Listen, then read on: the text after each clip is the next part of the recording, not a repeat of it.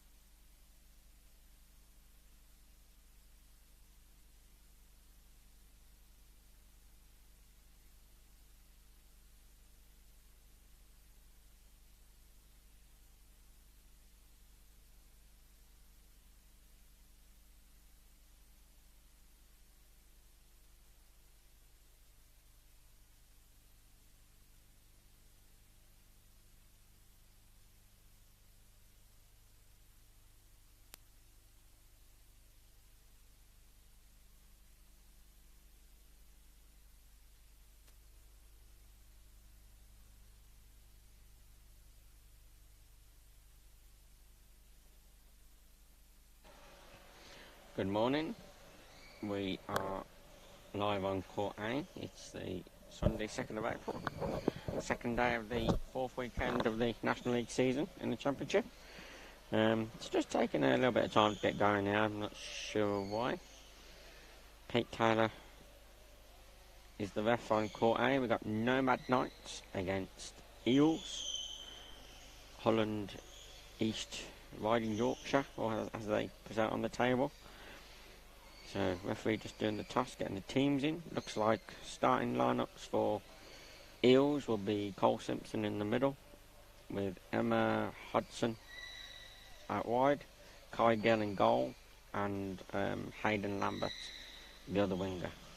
Nomad Knights line up with Regan Kemp, Kai Shaw as the designated goalkeeper, Bobby Allen on the wing, and then Abigail Bolt on the opposite side. So, interesting matchup. Hull had a very good day yesterday, pushing for third spot in the league, not out of the automatic running yet. Nomad Knights won their games yesterday and sit around about 8 points clear, I believe. Just got to get the table up. Nomad Knights kick off. Action-packed day yesterday. Nomad Knights beating Nottingham Forest 8-0. And that's for kicking. He's gone straight out of play from Eels there, and he's given the ball straight to Nomads. The game has just been paused temporarily while Pete,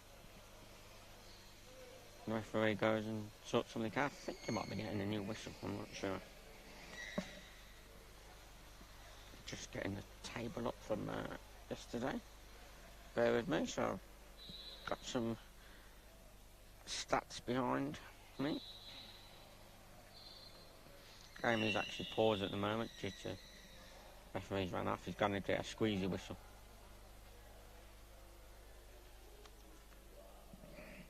Yep, we're back in play. Nomads likes to attack the attacking kicking.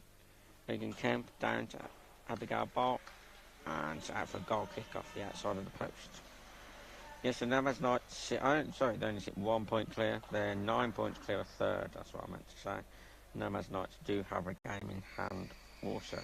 Table hasn't been from yesterday, so Hull and East Yorkshire PFC still sit on 13 games, but I believe they've got 6 more points to add to that, 2 more wins. So that would in fact put them third in the table currently on 32 points above Leeds and Middlesbrough.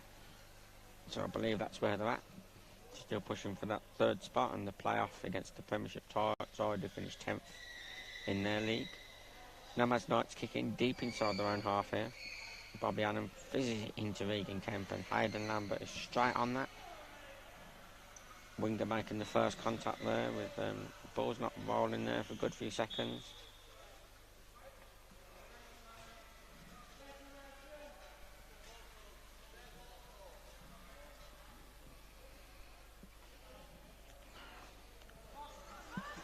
Oh, that's a chance there, and there's a kick in taken from Regan down to Abbey in the corner. Abbey, great ball across.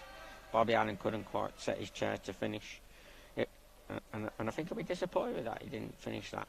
First chance for Nomad Knights. 2.5 minutes gone. I feel like we haven't had much football play because of the stoppage from the ref. Hayden Lambert there spins on the ball. Cole Lambert everywhere for Hull. Everything that's good about Hull goes through Cole Lambert in the middle. Cole Simpson, I beg your pardon, Cole Simpson dribbling right on now onto the two of Kai and Regan. And I think it's a corner. It's given a corner, yes, corner to Eels. Sorry, it was Cole Simpson, not Cole. Cole Simpson for Eels in the middle. Very good player, one of the players of the season so far. Hayden Lambert to take this. It's a corner because the keeper is set off the pitch. Cole Simpson, tame effort at goal running. Regan Kemp is allowed to dribble the length of the pitch.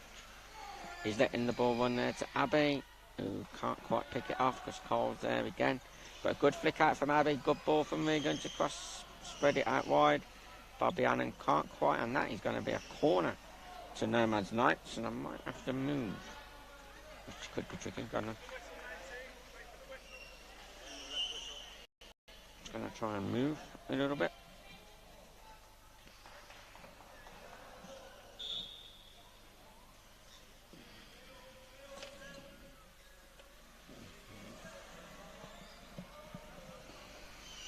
Okay, so Kai Shah there with a great foot bumper to Bobby Allen.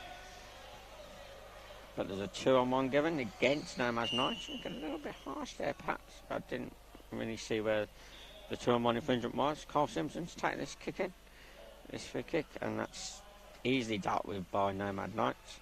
Bobby Allen, great foot bumper pick off there to try and find Regan or the opposite winger, but Carl Simpson there again takes it on a dribble to the corner and wins the set piece. Smart play by Cole.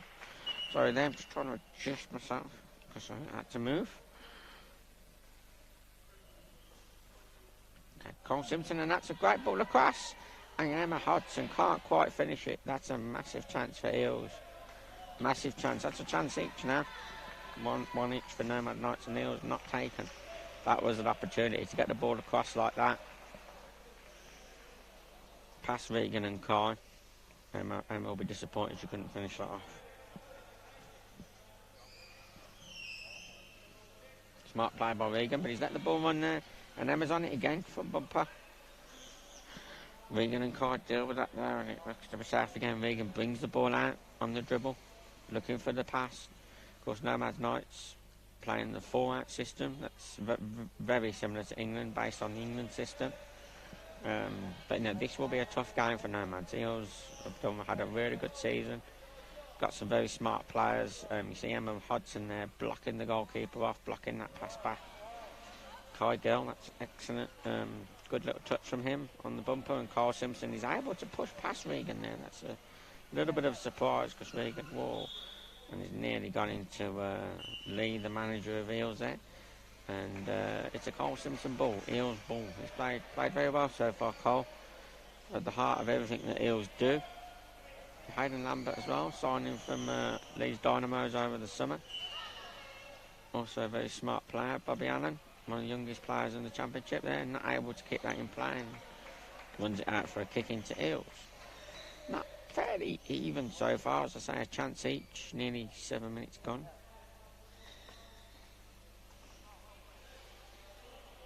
Hayden Lambert knocks that out for a kick in. Smart ball that from Cole down the line, but Hayden couldn't quite manipulate his chair to keep it in.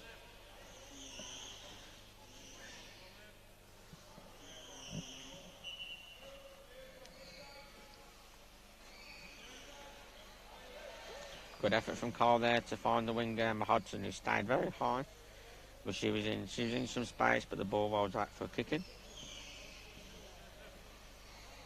Nomad Knights, Abby Bolt to take this kick in to Regan. Regan touches and drives, and that's off Regan for a kick in.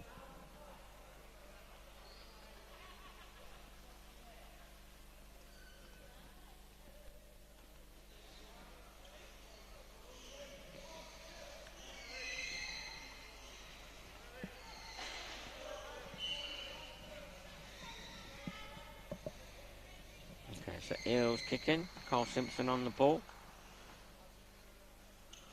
Good from Hayden Lambert there to find Emma Hodgson, but can't quite reverse her chair back. She should have stayed in reverse there instead of trying to turn and chase out. She could have been in and had a chance to shoot at goal, but runs out for a goal kick. Some smart play by you, but definitely causing Nomads a few problems. This is not a definite. This is not a walkover for Nomads by any means. Carl Simpson again on the ball, looking to pass it, just playing two-touch, trying to keep the Nomads players guessing, and that's a really good pass by Hayden. Emma Hodgson can't quite get there, but yeah, definitely causing them some issues here. Eels, Carl Simpson on the drive again, good rotation from Hayden Lambert to get out of the way, but Emma hasn't done it as well, so Hayden's ended up being caught in a little bit of no man's land, but that's a kick in to Eels off the Nomads defender.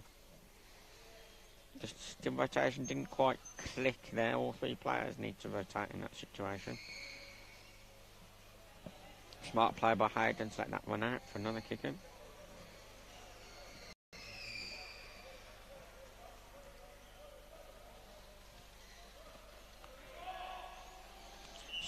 it's I mean, it's so hard to get the ball across there from a kick in now these days because the defenders just stack the box. Teams just really stack the box. So this is where you got to use the fourth player really. Eels goalkeeper is sat in the box, so I don't think they want to use the fourth player on this occasion. But they are playing Nomad Knights and probably want to keep the game tight. And that's run across the ball, not quite accurate enough, and that's run to Abbey, who tries a two-touch, doesn't quite execute.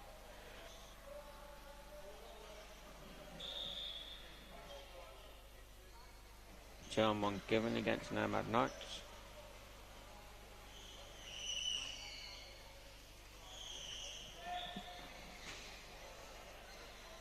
Cole Simpson to take. Oh, that's a good little pass, and that's Regan there. Picks it off, great ball. Bobby Allen, great pick off to Abigail Bolt, who tries the first time reverse spin. That was some smart play there by both teams. A couple of passes by Eels, didn't quite go where they planned, and then really good pick off pass from Regan Kemp to Bobby Allen, who switched it across to Abby but couldn't quite execute the reverse spin. It's a Nomad's ball, kind of halfway inside their own half. Abigail Bolt to take, setting to touch and dribble here, Regan, but can't quite. Hayden Lambert there's caught very narrow. If he'd have been out wide, could have maybe had a shot at goal.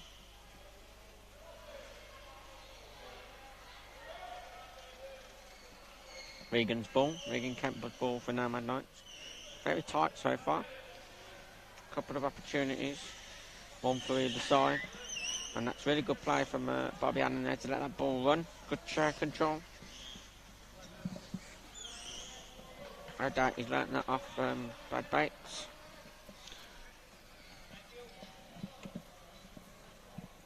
Just a note on Brad Bates, he's currently not very well, so very best wishes to Bradders. I think he's in hospital, otherwise he'd have been here this weekend leading the Nomad Knights team, but instead they're being led by assistant coach Stuart Allen. So we wish Brad a very speedy recovery soon. And that's Cole Simpson managed to get on the outside there. Of course, introduced a couple of seasons ago now, I believe, the outside player rule, whereby if the player's trying to keep it in, then they get the decision, because it can be very difficult sometimes to tell whose ball it is. So if it's carried out and one of the chairs is particularly angled on the outside, then they will get the decision. If it goes off and it's both players are straight, then a set ball will be awarded. So Eels here trying to work something out. 1-2. Oh, 1-2 there between Hayden Lambert and Cole Simpson, but just couldn't quite keep it in play. So Hayden Lambert tucking in slightly there, would maybe hold the wing. If that does get played down, it could be. Oh, that's a great ball by Regan, and Bobby Allen there couldn't quite execute his pass. Ooh. Okay, so kick into Nomads, just inside the Eels half. Not many chances in the last sort of 5 or 7 minutes. A couple of chances that we did have were in the first 5 minutes, one for either team. So it's easily defended there by Kai Gill, really. Hayden Lambert there trying to take the ball forward for Eels in a battle with Regan Kemp. Regan's managed to turn, but not quite able to force the ball to Bobby Allen. Cole Simpson clears, and it's a kick in halfway line. The Nomad Knights keeper, Kai Shah, being tightly marked by the high winger for Eels in Emma Hodgson. So really trying to stop that pass back. And it's, of course, the DNA of England in that was to play 4 out and looking to utilise a goalkeeper. But if that goalkeeper's being marked, then, ideally would like them to find space. But, oh, that's a great effort by Hayden Lambert. And it's saved by Regan. Comfortable in the end. Eels there, they're not really causing Nomads a couple of issues here. They're not having it all their own way. So there's probably been more action inside the Eels, with the Eels attacking inside the Nomad box than there has been with Nomads attacking so far. So Cole Simpson here, really smart play to slow it down, driving it into the corner. And he's got the outside player decision there. First sub for Nomad Knights. It's Bobby Allen has been replaced. And Leo DeGale has come on. Leo DeGale. Good effort there by Hayden, and that one went out for another kick in. Smart play by Eels here. Not overly committing players because Kai Gill was sitting on the goal line, but really trying to work it out. So always face a bit of a challenge in that they're playing 4v3 a lot, and it's another kick in to Eels. This is 3 in a row now. Because Abigail Bolt's quite deep on the far side as well, so if it's going to take a lot to score, but Nomad Knights doing the defensive job, believing in a solid foundation. Solid foundation to build from. All good teams need a solid foundation. And again, they tried the same thing now 3 times in a row, and it's another kick in. This is 4. Leo, since he come on, has made 3 touches to all clear them outside for a kick in. It's Hayden Lambert and Cole Simpson here trying the same again. Cole's just dropped a little bit deeper, and that ball's got across to Emma, and oh dearie me, she's front bumped it. Probably should have set for a spin back to Hayden there, who would have probably had sort of half the goal or third of the goal to aim at for a tap-in. Couldn't quite execute. That's the second time now they've managed to switch the ball from winger to winger. So yeah, really good play by Eels there. Persistent, also taking up some time in the Nomads half, so there's less time defending. So good, really good game management there from Eels. Cole Simpson is not able to keep that in, but it's his ball. He gets the ball. Eels ball.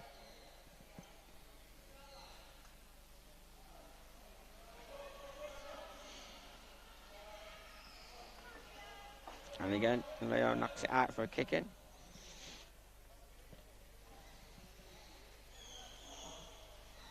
Cole Simpson just calling Emma Hodson over here because she was a bit far away, but just making her come a bit shorter so she can. That's a good strike by Cole Simpson there, but easily dealt with by Regan Kemp, who brings the ball out on the drive, and that could be Eels' ball. We've had a lot of kick-ins, Eels here.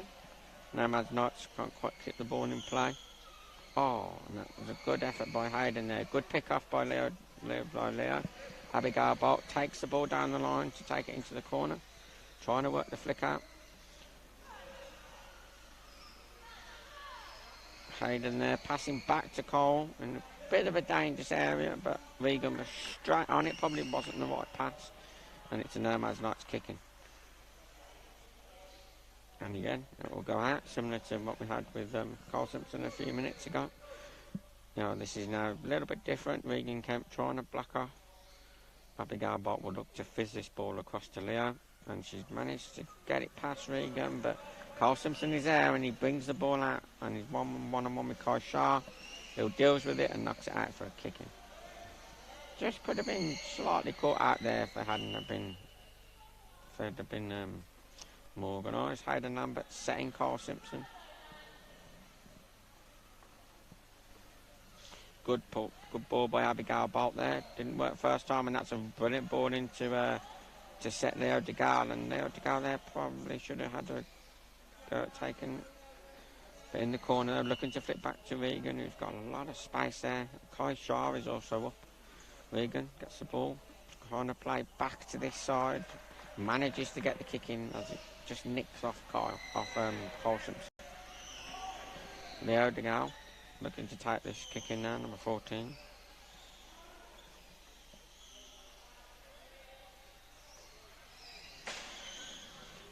Good ball across, manages to get it across, and the ball's lifted slightly, and the referee has stopped the ball. Kind of went over Cole Simpson's lap. So the referee has stopped it. Not dangerous, but obviously the ball was not able to be played. Cole Simpson playing really well. Whenever I've seen him, he's always had really good games. One of the players of the season so far in the championship. And he's managed to get the better of Regan there, but if he'd have took that out together, it would have been an outside player, but Regan came off it, so off Cole for a Nomad's set piece. Abby managed to get that ball across, and Leo De Gale has a shot.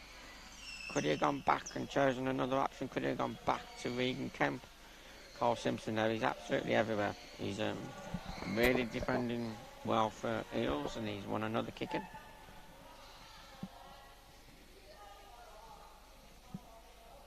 Limited options here for Eels. Trying the same thing as they did previously, and can't quite get the ball to their wingers. And that's off Cole for a kick into Nomads, halfway line.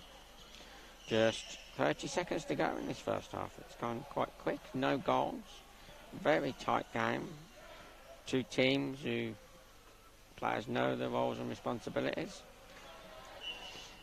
Making for a very tight match. Couple of chances really. Eels have probably had the most chances, if not the best chance. I think the best chance fell to Nomad Knights, Bobby Allen. Couldn't quite direct his shot on target and it went wide. Hayden Lambert there working hard to stop the Nomads passing lanes.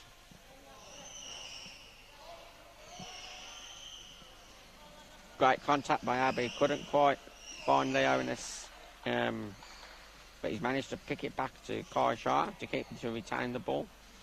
And now Cole Simpson has it back after Regan couldn't quite steer his pass to one of his wingers. But really good, we saw then the 4 out just very briefly with Kai Shah there stepping up higher and looking to play the ball. That's gone out. That's given to Eels. I thought that was a Nomad's ball myself. Of course it just touched off Cole.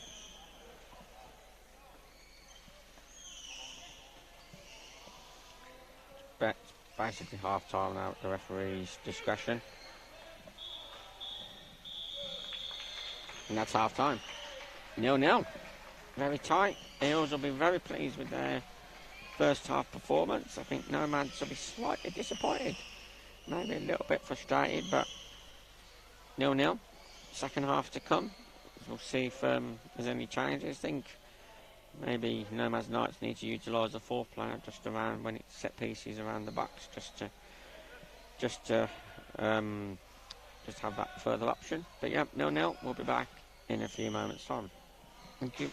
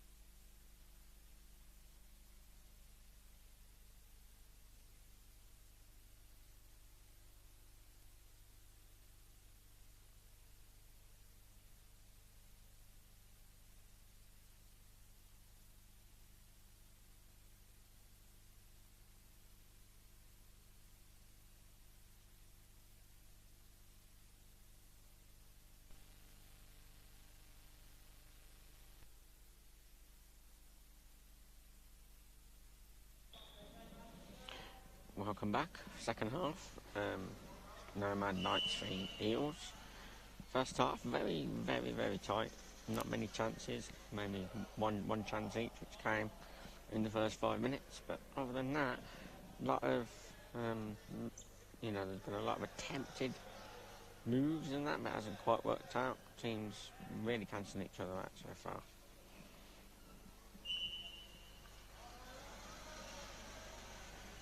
Cole Simpson's had to reverse his chair there to meet that ball. Cole Simpson are really getting the better of Regan, and it's knocked off Regan once more, and it's a kick into Nomad to Eels. Cole Simpson to take. Hayden Lambert trying to take up an inside sort of winger position there. And that's a decent little touch by Hayden, and Emma takes the ball.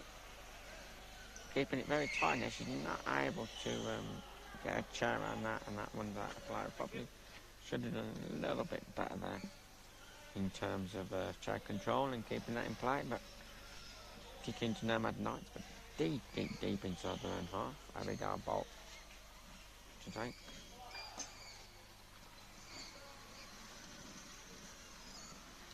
Oh, and a chance there from Hayden Lambert there. Hayden Lambert sets reverse spin, but he could have front bumped that across this side to Emma Hudson, number 28, then could have been in for a shot on goal, but goal kick to Nomads.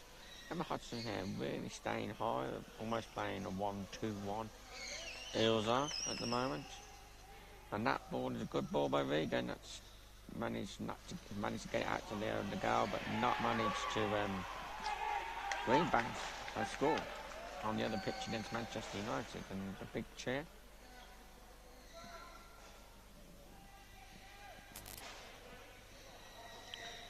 Eels down the line. Regan will meet the ball, and Cole Simpson looking to play. But Regan easy going to get to them sort of balls there. Again, Cole Simpson not holding back in the challenges, and that could be over here. That's overrun. It's a goal kick. The ball seems to get quicker and quicker and quicker as it got away from them. But yeah, certainly holding their own here at Eels. Maybe even siding this game slightly. First goal on the day then on the other court, in both games into the second half, for the top 6 teams in action in this first game slot, 9:15. Cole and Regan battling. Have had a fair bit of that, but that's a brilliant ball from Cole. And really, if Emma can set her chair there to spin that across, that is a golden chance. Got Regan turned and chasing his back towards his own goal. Probably didn't make the most of that. Eels there will be disappointed. Cole somehow managed to manipulate the ball past Regan, which is not an easy thing to do. Kicking Eels. Hayden number 8 looking to get inside. Get inside Kai Shaw and Abigail Bott here personally, but probably looking for a foot bumper picker to set Cole for a spin. Oh, he's not able to keep that in, and he's run that out.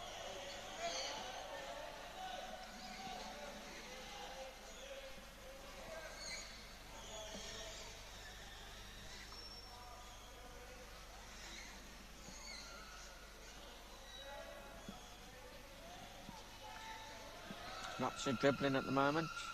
Cole Simpson is winning nearly every battle in the dribble, and that's off Regan, and that's it's off Cole Simpson. Nomad's ball on the other side, so I couldn't quite see.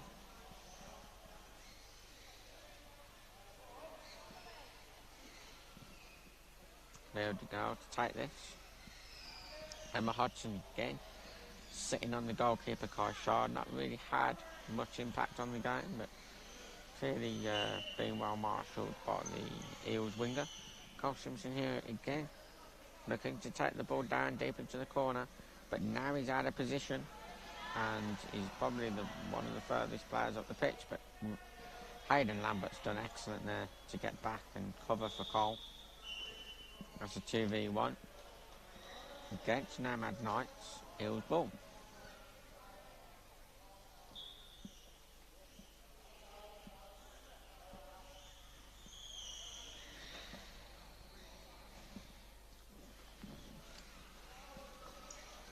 Oh, brilliant ball from Hayden Lambert. Great work by Pete Wyman on the court there to stop the ball. Impacts on the other game. Really good ball there from Hayden Lambert. Couldn't know Wingo was sat on the other side though. Kicking deep inside their own half for Nomads.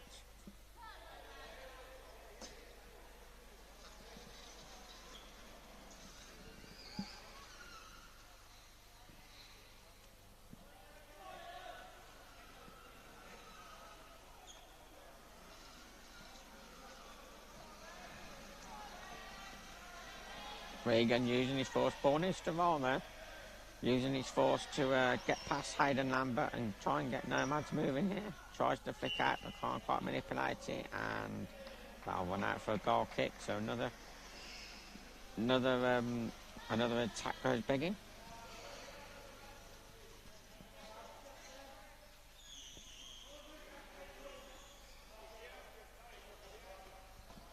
Good chair set from Regan there. Passes the ball to Leo. Leo can't quite get the ball back to Regan. Cole Simpson is on it, but Regan's really got the ball away from them there and dribbling right onto the goalkeeper now. Kai Gill, who's got to be strong. He's got to be strong. And it's dribbled in. Very soft in the end, really, that. And they'll be bitterly disappointed Eels with that. And for all the beautiful football that's played by Nomad Knights, that's just a real charge and dribble, really. Kai Gill probably needs to be much stronger on the line there. And going as a substitute seems to be an issue now. I don't know if Kai Gill wants to go off. I think he hasn't had much to do, Kai Gill, but obviously conceded that goal and immediately replaced. I'm not sure why.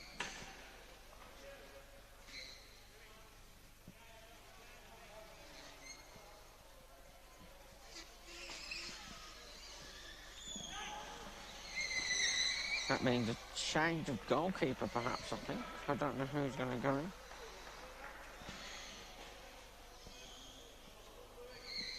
I think it's going to be Joel Wathery, I want to say. Luke Brennan, sitting on the bench still. Unused substitute. So 1-0 Nomads. Don't see a whole lot of dribble goals anymore, but Regan there got the better of Cole. Drove on top of the goalkeeper and was a little bit tame.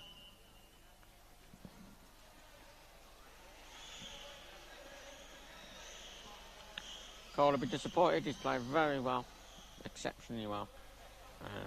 For me, he has been the best player alongside Regan on the pitch. It's a false kickoff, so it will be taken again. Eels will want to go again here.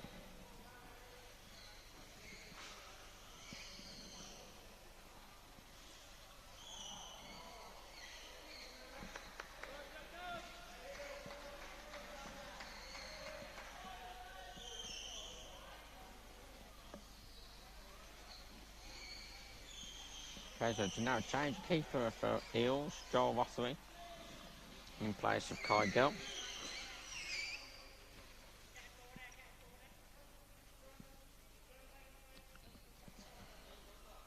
Nomad Knights now will just look to see this out through.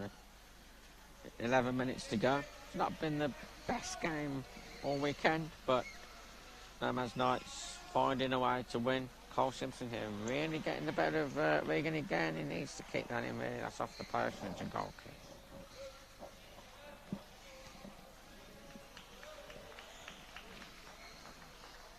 Kai Gill has now left the hall. Luke Brennan is coming on to replace Emma Hodgson for the last 10.5 minutes or so.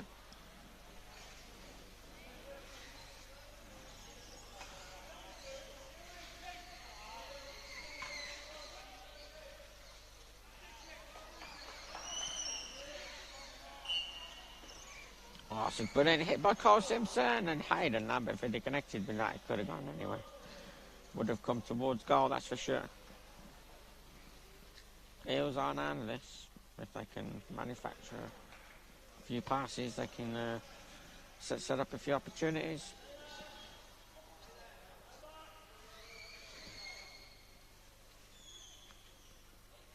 Regan here just changing his position to receive the ball. That is clever play. That is very clever play. Good touch, turn, dribble. Setting the ball then out for the winger, Leo. And that's Knights still have Troy Willicombe sitting on the bench and George Holloway as on new substitute.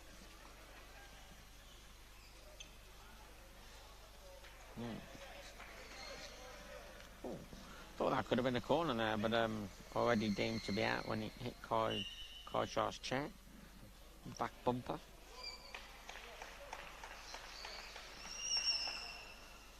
Good ball from Regan there.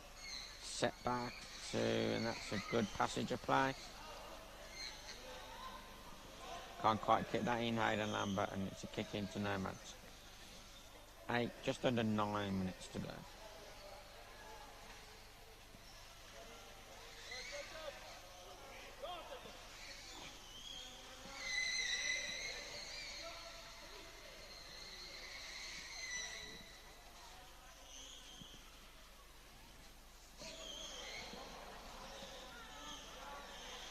Hayden Lambert dribbling down the centre of the pitch. Cole Simpson very deep at the moment. Probably needs to get his team up a little bit higher, push himself up a little bit higher there in order to impact the game. Good flick out from Regan. Got Cole Simpson chasing a little bit, but that pass goes astray. There's a Cole Simpson kicking.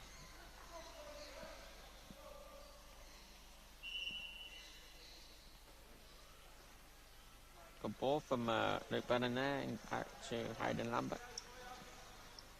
Regan again looks comfortable taking the ball and then dribbling the ball out. Has also got a good passing range.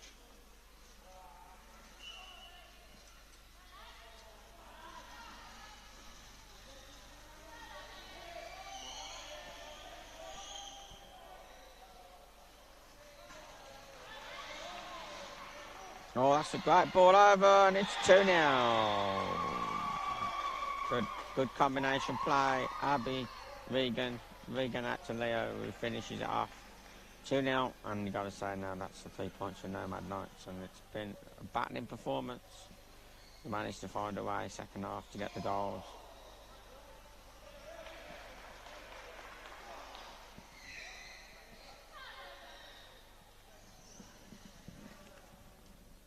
Two 0, 7 minutes to go.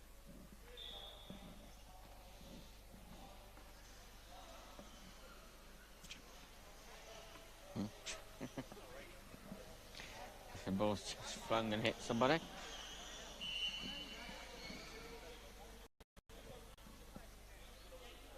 So 2-0 to Nomads. I think it's 1-0 to Greenbank on that side. That's off Regan. And will be a kick into Eels. You feel they have to score now really in order to get themselves back in this match and have a chance of winning. Oh, that's half decent ball, but Luke Brennan's gone in there and he can't go in there. Can't go in there, Luke, when Hayden's already there, so it's a definite 2v1. Nomad's ball.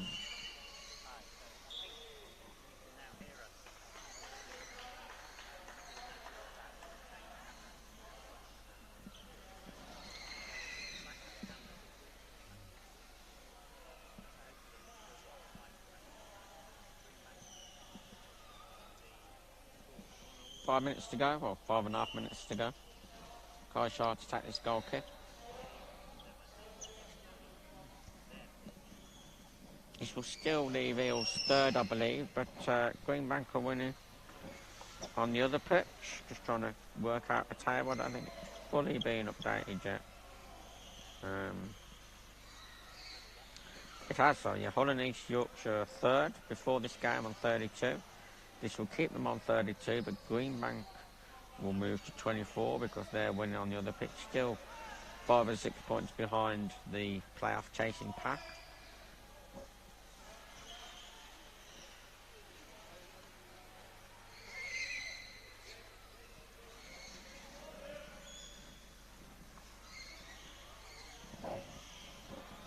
Eels here trying one last effort really to get this ball in play. Referee's playing advantage, Regan to dribble out. Luke's giving a little couple of turn-ons away since he's come on. And that's gone out. Off Luke, kicking. So Nomad Knights will move to 42 from 16 played. Man United will stay on 38, so this really is, you know, a big swing in points here. This is a 3-point swing, Nomad's winning and then Man United losing on the opposite pitch. Gives Nomad Knights a 4-point cushion. And of course the Nomad Knights here have beaten the team in third, so this really is a huge win for Nomad Knights. Potentially the title clincher, really.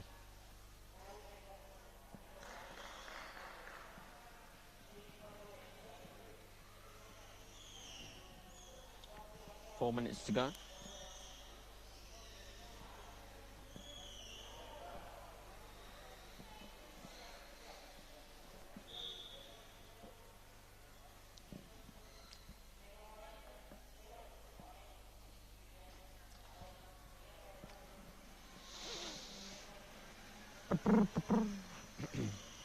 Sorry, I broke out into song then. Just 3.5 minutes to go now. Just watching the other game because it is not long left in that one, and obviously Man United looking to get back into the game. Need to set the chair their Eels in order to spin that. 2 consecutive foot bumpers needed to. Don't get why Hayden's really blocking the ball going to Carl. Really, they seem to have settled for 2-0. Set off with being 2-0, but could do with them getting this ball out here. It's just dribbled out of another goal kick.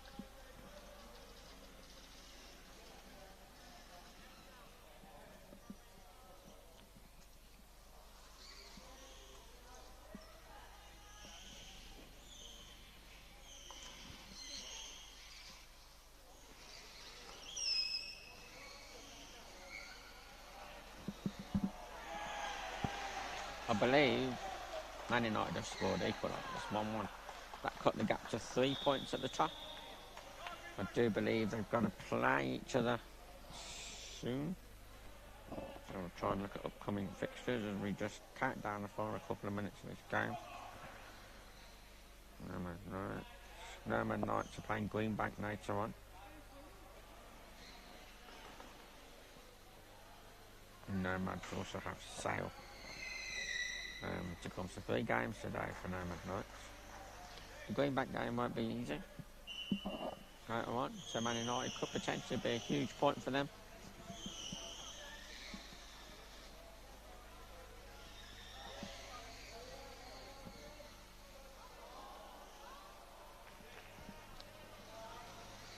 Excuse me.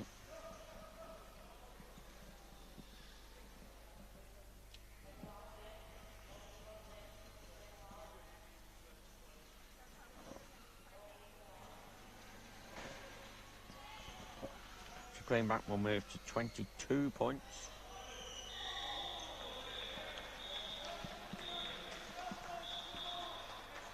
Whistle's gone several times here. Referee's not really buzz and stops, but they have now. Carl Simpson eager there to try and get a goal back for his team.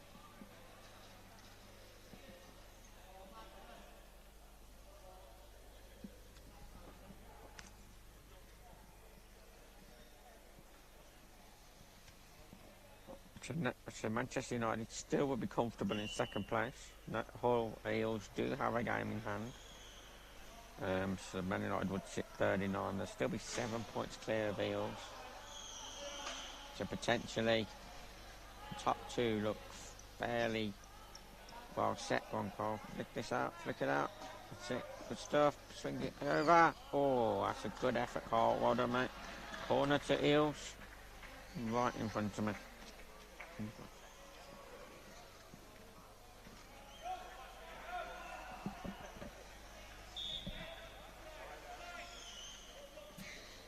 I think I've cut myself off. Oh, is that it?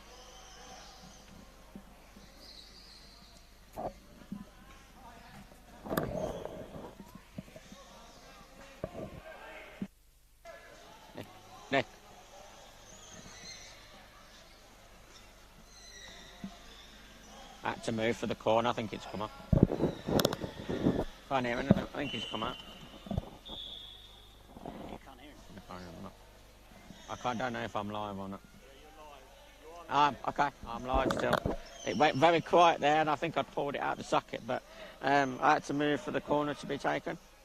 It was a very close, but actual Cole Simpson just had a shot cleared off the line there. It wasn't all the way over the line. But yeah, managed to clear it, and it's literally time is up now.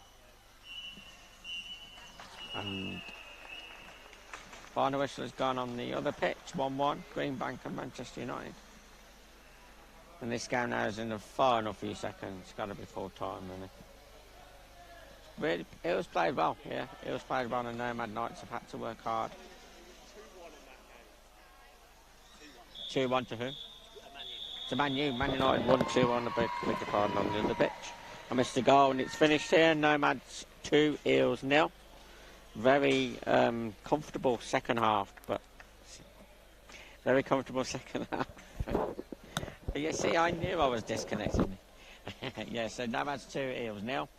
They must admit they had to work hard for that 0-0 half time, but they managed to figure a way out. Eels applied. Eels had the chances. But yeah, well done to Nomads 2-0, and I believe it was 2-1 to Man United on the other court. Yeah, cool. Thank you. See you soon.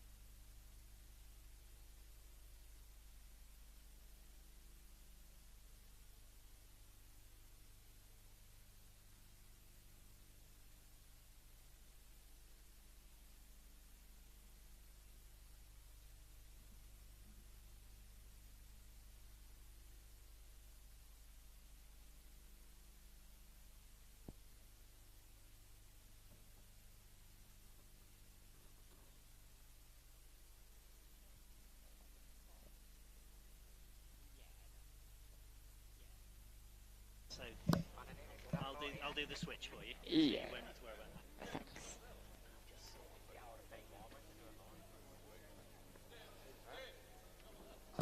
Get out to this phone.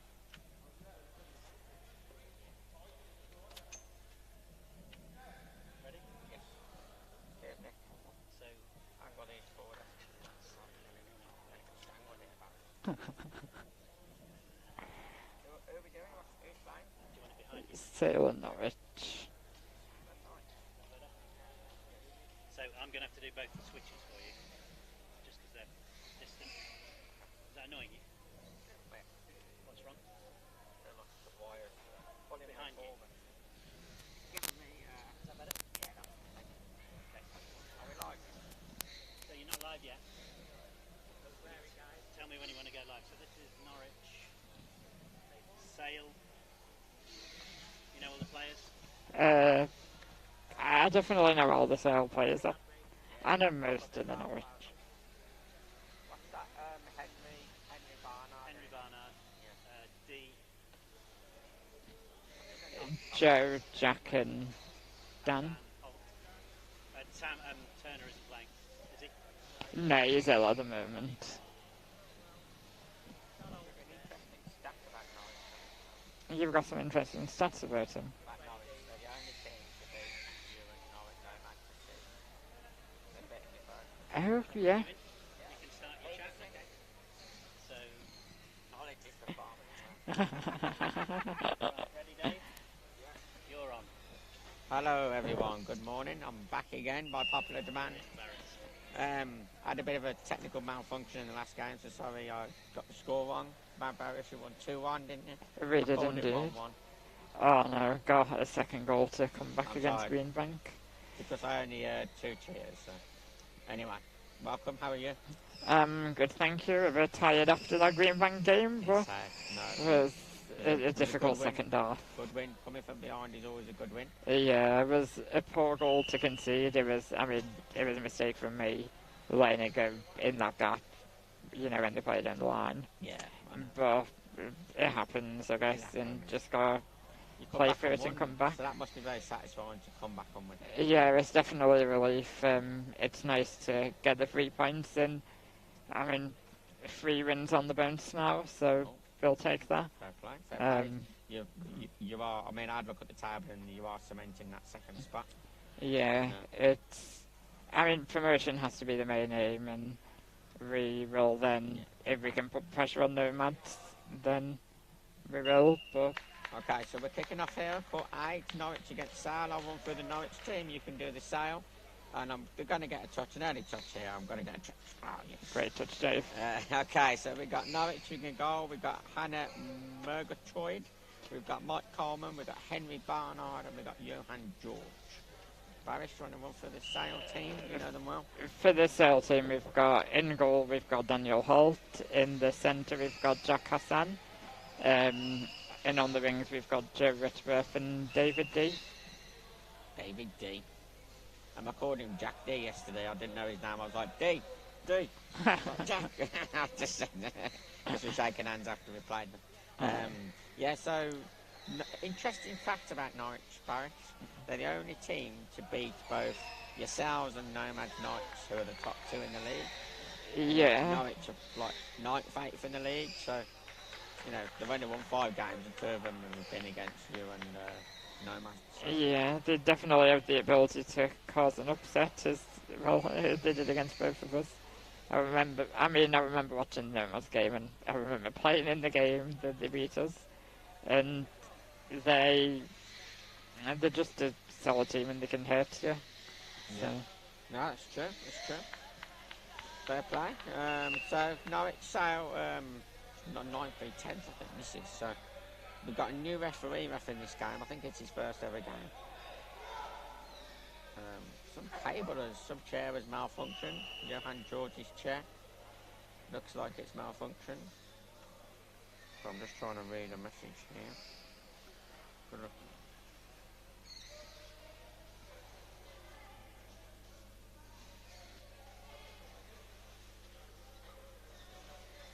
Just take the reins a sec, mate. And One of my team is texting me. It's a sail kicking. That chair malfunction is. That chair is no longer malfunctioning, I guess. Number 6 is played off Joe River and run a throw in for Norwich. Mike Coleman to take it. I was speaking to the Knights lads yesterday because they lost to Dynamos who only had 3 players, and Mike Coleman honestly said to me, "Dave, help! We keep winning. We keep losing, sorry." And I was like, "Well, I did give them some little tips because they were kept dribbling against Dynamos and then Chadwick when they only had 3. But as soon as they did get the ball moving, 3 or 4 passes, they actually created chances." Did they? This was Norwich yesterday. Against Leeds. So Norwich like really struggled against Leeds, and that's in. That's a goal. 1-0 in the 3rd minute. Henry Barnard, one of the youngest players in the league, with the finish at the back post. We've got some bit of interference there. Yeah, I think we can hear now, can't we? Yeah, so that was exactly what I said, because we're playing Liam was very good at dribbling, so I said, you've got to pass it around him. As soon as they did that, they did create chances. So but I know their heads were down a little bit yesterday, so that's a really good start for them. Yeah, a good start. You'd expect from here, I mean, as we said previously, they'd be Nomad. Kept clean sheets in both of those games, and it shows that they're a good team defensively. With a 1-0 lead here, you'd expect it. A Sale will make it difficult for them, and I think Sale can come back into this game, but it's a difficult task for them from here.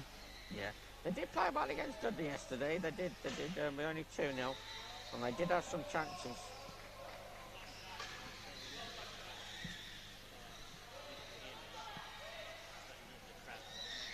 What was that, sir?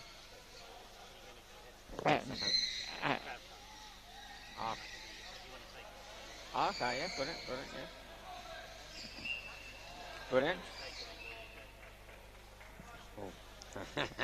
I was just saying, we have a new referee. This is a referee debut on pitch A today, Nick. Ian, I think his name is. Ian, I can't remember his surname. But yeah, it's really good to see new officials. And I believe we're getting a couple of Irish officials coming over to the next Premiership weekend to have a little tryout in our league. So that'll be good.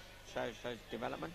Always good to get more match officials, because there are times where it feels like there is a lot of pressure on the same few. Yeah, I think it is, and it is very demanding doing back-to-back games. I mean, I know my dad, he's one of the main referees. He didn't have a break yesterday, whether it's lining or refereeing.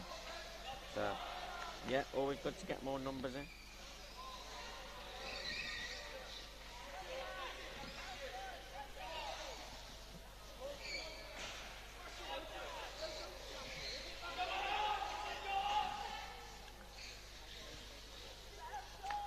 Some decent football here from Sale.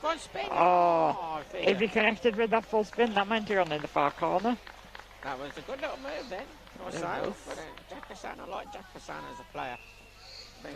He's really intelligent with how he plays. I can tell that, yeah, he's a good player, man. I like him. I really like him. How long has he been playing? Do we know? He did used to play a long time ago. I'm talking about when I was like 7 or 8 years old. But I think this is his 2nd full season back playing again. Okay. And he's taken to it really well. He's done really well, and that's... just why. Okay. I was talking to Dylan, Lewis and Dan Rigby in the week, and when I started playing, they were like 5 years old. Oh. It made me feel really old. So we discovered that when we was at England Club, and we was like, yeah, I started when I was 25, obviously I'm older. And they said, I was only 5 then. I was like, oh my God. It makes me feel so old. How long is it that how many years have you been playing? 15 now. 15? 14 now. Oh, that's cool. Just like a fine wine. Getting better. Every year you age better. I can see Nick in the far So they're not really saying much to that comment at the moment. Did you hear my comment about Dylan Lewis and Dan Rigby being 5 years of age when I started playing the sport? I did. Any response I give to it. Okay, fair enough. I thought you could talk back. So I can talk to you, but not to you. Okay, great. You know, so you're like the director then. You're like the director. So we're trying out a few new things with the streaming today. I must give credit to the guys who are doing the streaming. I know there's been some new equipment installed within the NTU sports halls as well. There's cameras up, one over there. It's not in use yet, but then there's a couple of white boxes as well, one in each court. So yeah, really good work from the guys, but we still need volunteers, Barris. We still need more people to help. Yeah, we do need more player commentators on games, because it's always good to hear a player's perspective, especially on teams either that they know or that they've recently played against. Absolutely. I would love also for, maybe some parents who want to get involved. I mean, fair enough, they might not be as knowledgeable as the players about the sport, but they can talk from a different perspective. Yeah, Marcus's dad David would be a good one. Oh, it might have to be X-rated, that might back after the watershed. I know Dave very well, and he doesn't hold back, so he's not, he's not be like good Marcus. Entertainment. It would be good entertainment. Might have to pull the plug there a couple of times. Yeah, put an age restriction on it. Yeah. But like, also referees coming. I know they're very busy, so that's why they probably don't get the opportunity to do it, but we can get some referees as well interested in doing commentary. Oh, no. Mike comment, it's a very straight shot there, and it was just hit the player, went out for a corner. Thought it was going to come off the plate from bumper and come back out at first. I thought he was going to roll in the end, but no, yeah. For a corner. Johan Durs to take this. Nice to see. I think Norwich are trying to play a little bit more. He's doing well here, I think. He's doing alright. He's having a decent game. Yeah, I can't think of a decision he's got wrong yet. No. He's done really well. 10 minutes gone already, but time flies. Time does fly when you're having fun, as they say. We have done a few commentaries together before, haven't we? Yeah, it's always good, isn't it? Yeah, I like it, I do. I think it gives the players a voice, which we don't have that much. Yes, it's not. Three in the box. They're both flagged simultaneously, like synchronised linesman that was. Okay, yeah, so that was given for 3 in the box. So basically you're only allowed 2 defenders, one of which is the goalkeeper, inside the box. It must have been literally the corner of his bumper that just probably was on the line, wasn't it? But it's any part of the chair, whether it's your back wheel, whether it's your front bumper. Oh, clever free kick. Henry Barnard there, really, really doing well. They have another little shot wide, trying to add to his goal he scored earlier. Yeah, so that's, you don't see that much really in the National League 3 in the boxes anymore, do you? No, it's something that I think you do see it a bit more in the Championship than in the Premiership. Yeah. But even here now, it's quite a thing. Like I think it's one of the rules that players need to adhere to. So if you're always giving it away, you're not going to create many opportunities, are you? No, and you're going to come under a lot of pressure as well, aren't you? So. Exactly. Moving it well here, Jack Hassan.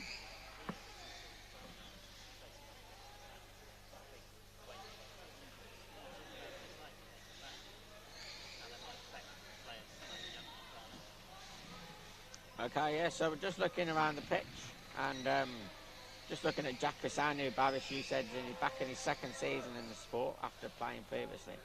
Just looking at the different sizing players, do you ever struggle against anyone who's maybe bigger than yourself, or? Well, I remember when I was in the early days of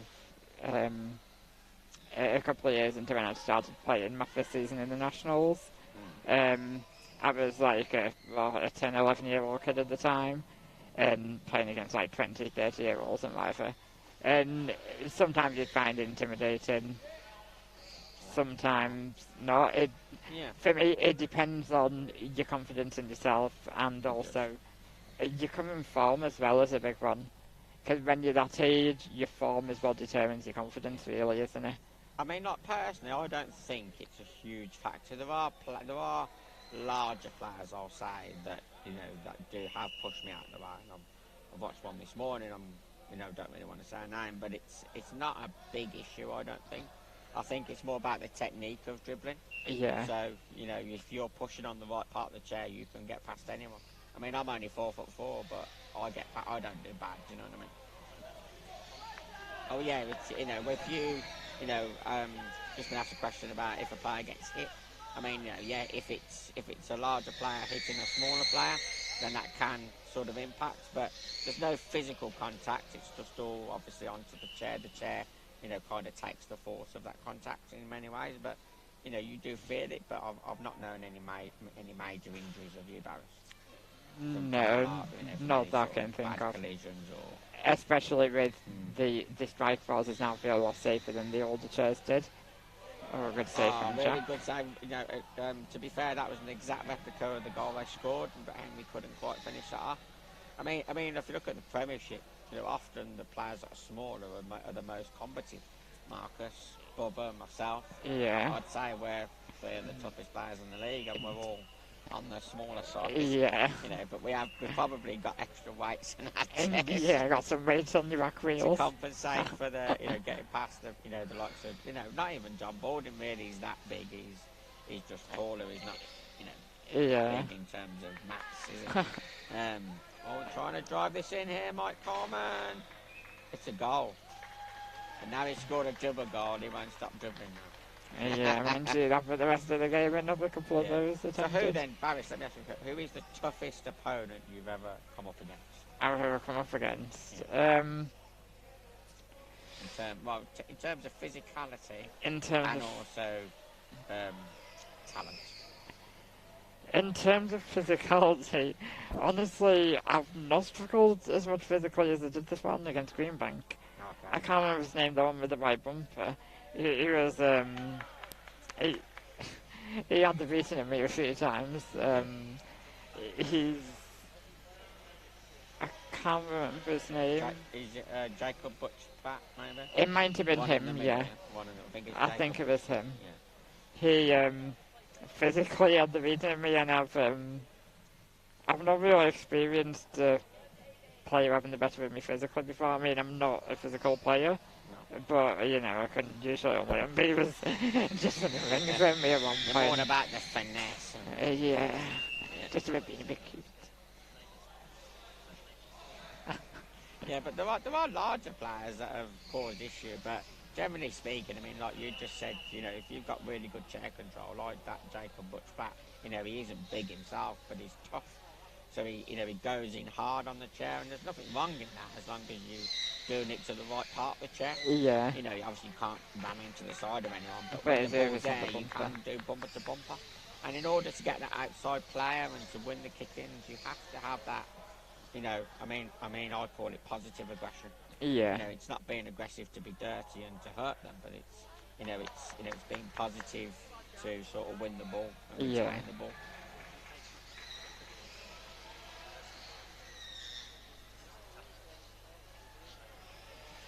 And physicality. Yeah, this is probably the most physical that we get, isn't it? Really. And as I say, we don't get physical contact between each other because obviously it's mixed stage and stuff, but in terms of the chairs, there are some pretty severe collisions, aren't there? I mean, I went by Spire once.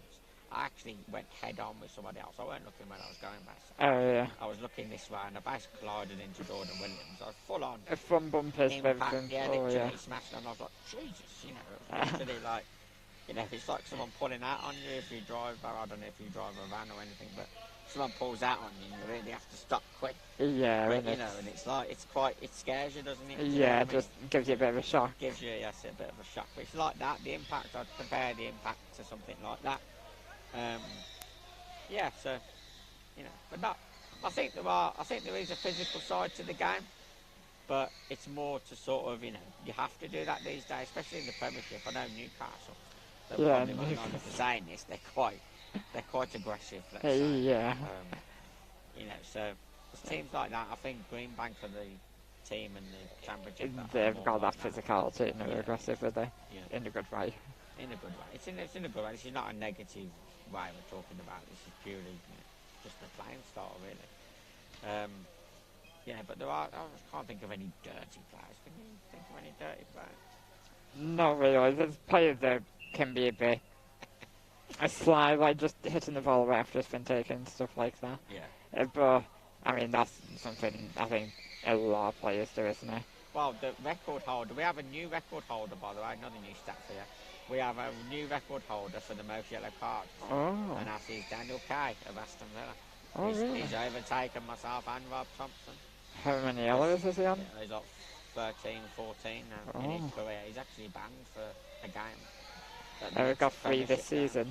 Yeah, he's got 3 this season, so he's something overtook me nice. and Rob. Yes, tell us about that. Oh, no, it's okay, You Dave. came up to me yesterday and said, can you repair the yellow card? Oh, no. You're the football man. We won't talk about this, Dave. You're the football man, Barry. You know you can't appeal a Yeah. yellow card, especially for simulation. It wasn't for simulation. I remember once, a few years ago, Oh, here we go. Come a chance for your hand. Oh. I remember a few years ago, way before COVID, when I played for Man United, it was Man United against West Brom in the Nationals. Okay. But you played for West Brom as well. I mean, you still do, obviously. But I remember you getting a yellow card for full spinning into me and me faking injury. Oh! He admits he faked injury. About 5 years ago. It's the quiet ones you gotta watch. No, but it was It sounds like something I'd do though. I'd probably have. It's just one of those, especially like I was, 14, 15 at the time. Oh, the nasty man beat up the child. Fair play to you, Boris, fair play. No, I've known a few people put it on, let's say. I won't name any names, but colliding and then the glasses all fall off or something. Like, come on, man. It's like, so yeah. So the most plays, you just have to play balance sometimes, don't you? Yeah, you just have to put up with it, but it's all part of the game. See, Hannah, I wish Hannah's been brave by getting to the halfway line. I wish more teams would use the 4th player. Yeah, there we go. Get it across, and that's a brilliant finish. A replica of the 5th goal, but mirrored to the other side. It is, isn't it? Mirror image of the first goal from the other way. And Norwich here really started this first half well, 3-0. Yes. They have struggled for goals, so this is real turn-up. Yeah, Sale have had a couple of good spells, but I mean, Norwich have been the one creating big chances. I think they're missing Sam Turner, sorry, at the back. Yeah, because he's not feeling too well at the moment, so he's just managing instead of playing for this game. Got you. But he is a big miss for them. Okay, so 3-0. And Norwich here looking very comfortable. Looking good this morning. Looking good. I wonder if they listened to me, Barris, when I said you've got to pass it. I'm not taking part this win by any means, but because it's goals have been from set pieces. But I do think Mike there wouldn't try that big spin necessarily. Normally he would go into the dribble. So Yeah. fair play to them. They've been playing. Mike's been playing a long time now. How long has he? I'd say it's like 14 years. That's a great strike from Johan George. And Henry there with a chance. Half time is that? Honestly, I'm a bit blind. I thought it said 10 minutes left. Oh, what a touch. Oh, it's gone away from me. It's the best touch of the week, that is, son. Anyway, 3-0 to Norwich half time. We'll be back in a minute. Let's turn this on.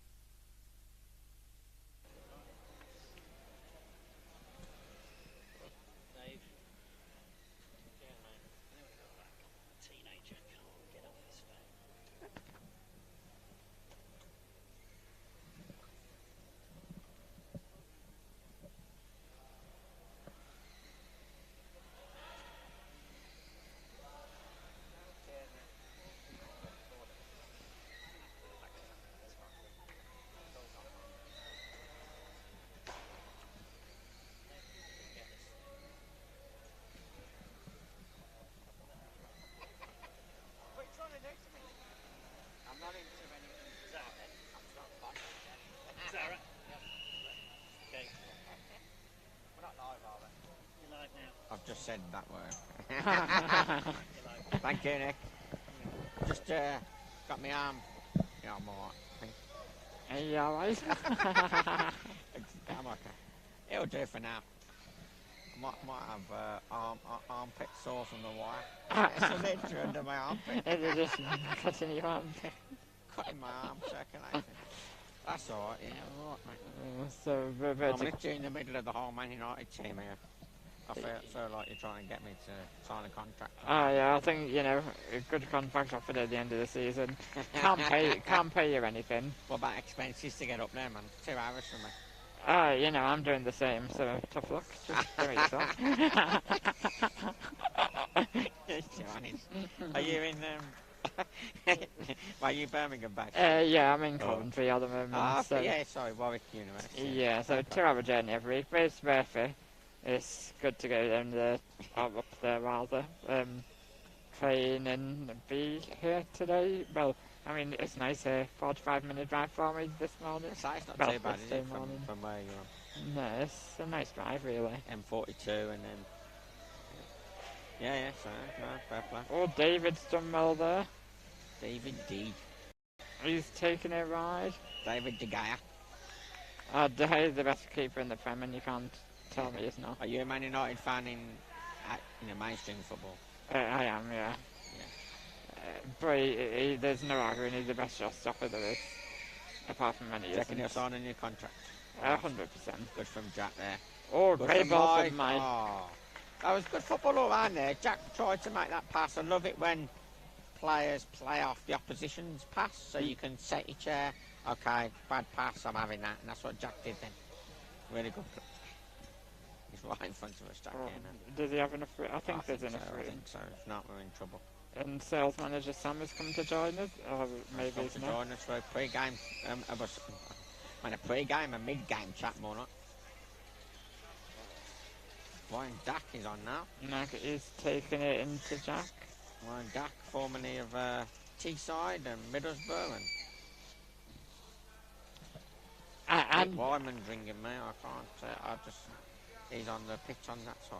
I'm not very good at geography. What's that then? But where in England is Norwich based? Norwich is East Anglia, so it's the East. Do you know Rosie's surname, the Beast from East? Oh, that's because she's from the East. Oh, I wouldn't say she's a beast. I don't want to. So that's East. You got North, East, South, West. So Ipswich, Norwich, Cambridge, all that way, Peterborough. Oh yes, Hannah, well done. Really good play there. It's back to the goalkeeper. Yeah, good nice to get see the teams goalkeeper involved involved. in the ball play. Yeah, so you got to the right of the country basically. Ipswich. Yeah. Ipswich, Norwich is the big derby. All the itches. Yeah, all the itches. Cambridge, Peterborough, all that. Yeah, so no, it's where Amy Wharton is from, King's Lynn in Norwich. King's Lynn. I went and seen a Michael Jackson impersonator there not long ago. Small town. I went to the seaside at Hunstanton as well. Have you been to King's Lynn before? I have. I've actually good friends with Amy Wharton. So Do you feel quite claustrophobic when you're there? I went to stay at Amy's house and I also went to watch King's Lynn football club. Oh, brilliant football club to master. They also wear yellow like Norwich. But Amy knew someone in their team at that time and we went to see him play. Oh, that sounds good. Yeah, so he doesn't play for them anymore now, obviously. This is quite a few years ago. Yeah, so I've been to King's Lynn. Good ball from Great Jack. ball from Jack. I like Jack as a player. And oh, that's good ball great from Jack. From what's his name? Whitworth. Joe. Yeah, Joe Whitworth. And can David get the flicker? David get the flicker out. Mike's there. And he'll dribble it out. Good play from Jack, though. He's a good player, isn't he, Jack? I like Jack. Yes. I like Jack. Good from Ryan Dack. Great good ball play. from They're really trying to move the ball now. Both teams are. Good pass from Dan. Yeah, for teams, I don't want to sound condescending here, but these are the teams in 9th and 10th in the Championship. Yeah. And they're playing good football. They're playing good football. That's the point I want and to make. Both teams have had the goalkeeper make a couple of good passes, really. No, so it's good standard of football still. So I think there's a lot of people out these days who want to be in the Premiership, But it's very tough, isn't it? From personal experience. Yeah, You've got to learn the game before you play at that level, really. Yeah, and the Championship at the moment is a really good place to learn. I've been surprised by how high the standard is this season. It's a lot higher than I've seen it before. Both teams are trying to play it, even though they're 9th and 10th in the league, so it's good for the game, it's good for the sport. Just noticed Henry Barnard is the one to be off the pitch. Oh yeah, come in, strike it in. Oh! Jack will be disappointed with that defending, but he's got away with it. Yeah. Very intelligent, isn't he? He is. How old is he, Jack? I can't give you like an exact figure because I don't actually know, but I'm gonna guess around 30. Well, the only reason I ask, and you probably hate me for this, like myself, my hair is receding. I noticed Jack's got a bit of a bald patch on the top as well. Yeah, he has a vent. He won't mind me, I know. Didn't I notice that until you said. I like talking to Jack, he won't mind. I should say myself, Barrister. Oh, right, yeah. It's coming Maybe out. on, yeah. I found a grey hair the other day. Where? No, on my head. On my head. Enough of that. Okay, yeah, no, I only use that grey on my chin here. Oh, great ball across. Come on, Jack, finish it. That's good play. What a save. Good save from Jack. Save. Good football all round though. Again, both teams trying to play. That was a brilliant save, that was. It was just... Oh, I'm not in the right here, am I? I don't think I am. Nah, it's not a corner, is it? It's not a corner. Oh, God. Well done, Jack. And then he's got his foot off. Another kick in. It's getting a bit cracking in this corner now. It is. I have... Do you have enough space or do I need to move? Am I in the way? I don't think so. Me saying am I in the way must be the thing I say the most on commentary. That's it. Bye bye. That's it. Nice ball. Oh, nice. It's out to this corner. Now we can relax again. Double ricochet. I nearly had my legs wrapped around my head then. Definitely would be nice. I know it's difficult, but would be nice to get a bigger venue, wouldn't it? And maybe a different location, in the future. Nothing wrong with this place, but yeah, this is a good venue, and it is a good venue in terms of you got the 2 courts and things like that. But maybe just a bit more space at the side of the pitch would be good. Oh yeah, D's through again here. He's had a couple of opportunities, D, hasn't he? David D's. Yeah, they are getting chances where Mike's out of the game and it's just David and the goalkeeper, or David and Joe and the goalkeeper. I guess that's where he needs to set his chair to shoot more rather than dribble that goal. Yeah. Have a chance of scoring. You very rarely see a dribble goal these days. In saying that, Nomad's I scored one goal against Greenbank. Oh, Nomad's first goal today, so I'm talking rubbish. Nomad's was just Regan driving the ball over the line past the Kai Gill, who then went off straight away then. Oh, well... He left the ball and everything. So I don't know what's happened there. But yeah, and you scored one, so 2 dribble goals today. More than we usually see, isn't it? I'll take them all day long, but they're just not that common these days. What score did Nomad and Hull finish?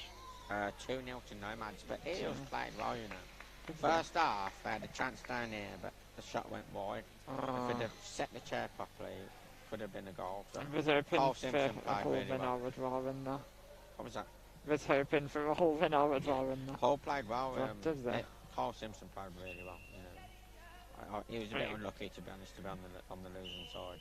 Yeah, Cole Simpson is one of the players I rate most highly in this league. He can do a bit of everything. No, yeah. We've got him later. Dudley are playing Eels at 1 o'clock, so been doing a bit of work around how to stop him. We lost 3-0 before, and he dominated us, really. Would you care to share any of your plans? I'm joking. Just trying to be a bit more, I don't think it's anything secretive, but just from set pieces, trying to limit how he can get to the ball, so maybe blocking off a bit more. Blocking off in the sense of, not keeping him stationary, but just getting in the way, setting up quick. Not giving him space, playing away from him. Yeah. It's easier said than done, I know. But, especially when you can't control it from the side, or myself, I'm trying to say that to my team. Obviously, you can control it for sure. You're Yeah. playing, so that's a good pass by Mike. That's much better. Oh, I was thinking, Brilliant. Yes, and again, go on, spin it round. oh, we could have gone for the full spin. He could have then. gone for that then. That's good by Joseph Whitworth to win that kick in, pulled away in the last second. Yeah. How old Joseph Whitworth? I think Jerry's around 15. I know he's been around a few years, hasn't he? Yeah, he was there for a few years before, like when I was first at Man United. So he's been playing since like 2016 or earlier, I think. So for his age, he's got a lot of experience. That's right. On your hand. Get there. Great flick out. Good No, ball. no, what's he doing? He had to be said. He wasn't said to Why play it to wasn't the he far set? He post. could have front bumped that, or that's it. Go on. Oh, it's a goal. Oh, Is that? I know in fact it's an own goal, or would that be? I think it's Johan's an goal? goal because Jack saved it, came back off the post, and then out. came back I off. thought they'd got away with it because Mike Coleman, Marmy saying this, he didn't have his chair set there, did he? No. He should have been set to pass that out to the side, but they've never got away with it. Yeah, they'll take it. Did the clock say 5 or 9 minutes left? That's 9 minutes, 3 seconds. I mean, and my eyesight isn't all the best, so I'm relying on you for the time. No, what is it? My eyes are my only decent thing on me.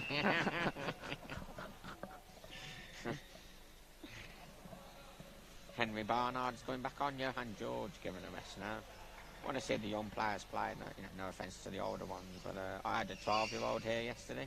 Oh, did you? Jack Gowder scored, beat Middlesbrough 1-0.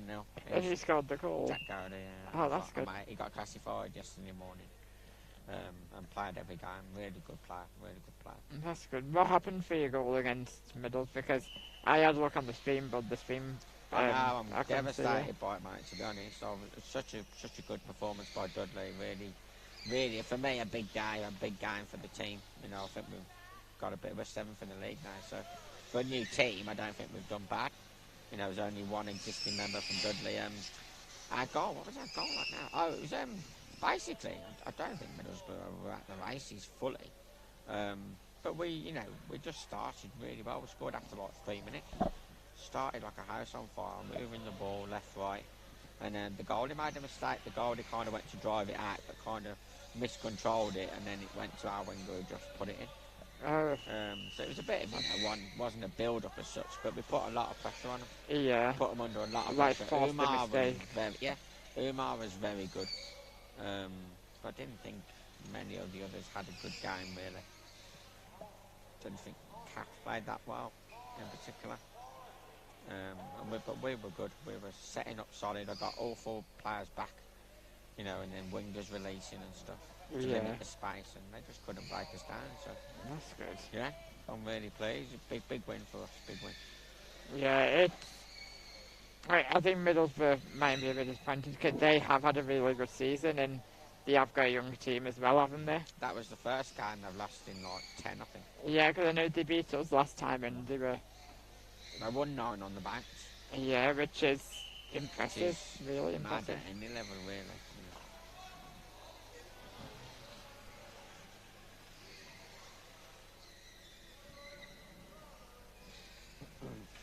Okay, so it's 4-0, 6.5 minutes to go.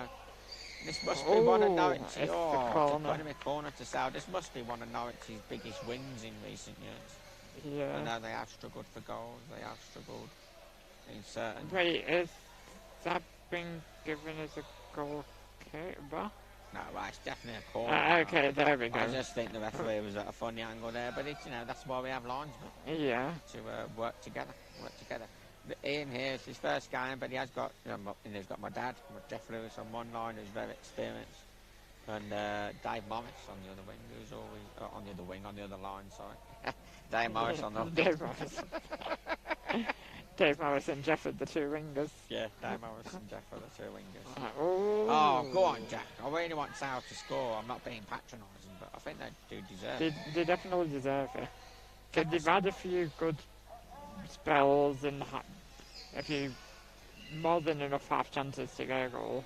Yeah, he's playing advantage here, so that's good.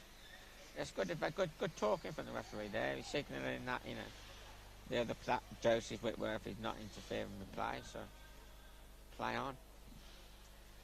Just locked in the battle here. Go on, Jack. Go on, Jack. It just hit his back wheel. If it didn't hit his back wheel and it got his front bumper, it could have been just a tap to the side.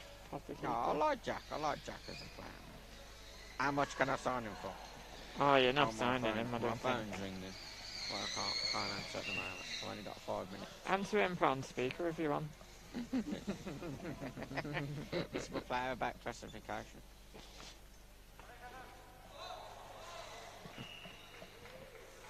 Oh, it's only 5 minutes to go, so I think there's a player job at classification, but can't see him out there. Oh, good effort by Ryan Daff. Good. We have our lap in a minute.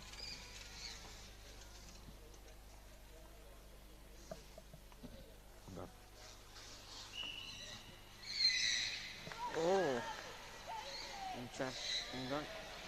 that was a really good pass from the goalkeeper. Henry just struck that, he might have got a goal.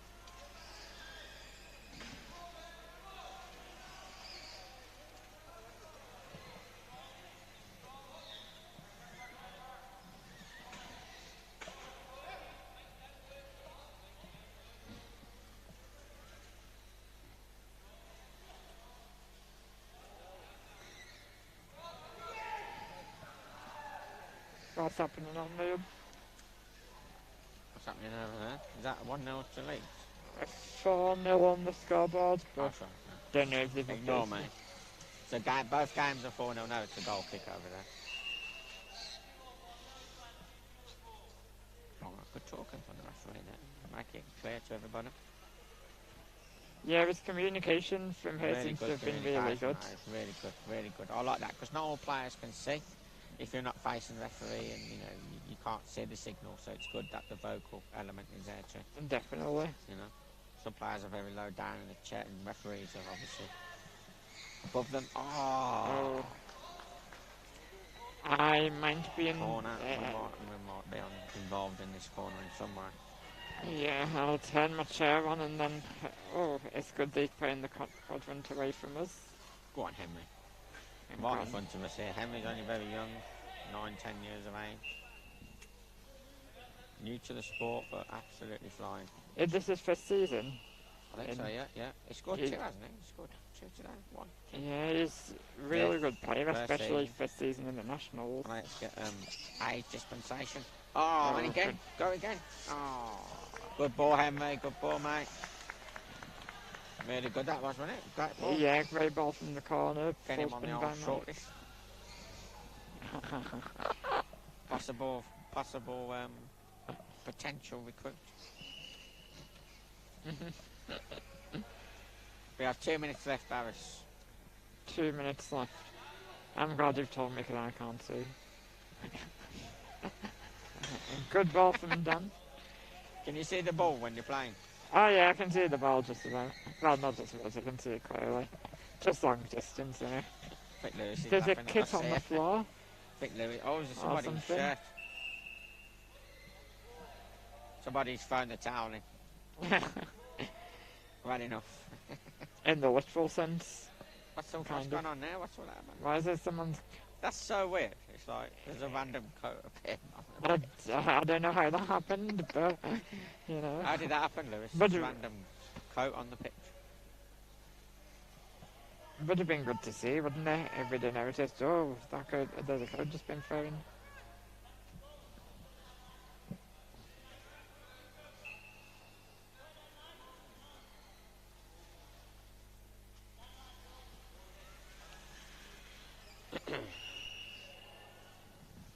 A minute on the clock. I think Sales should maybe get the fair play award. They don't seem to like argue much. I know their coach is a bit spicy on the touchline. Yeah, But they the are players are quite fine. a nice team. In a good Oh, way, like, yeah. they'll appeal for the decisions that they think they should get. But there's never any aggressiveness from them, which is good. Yep. Good save by Jack. He's played really well.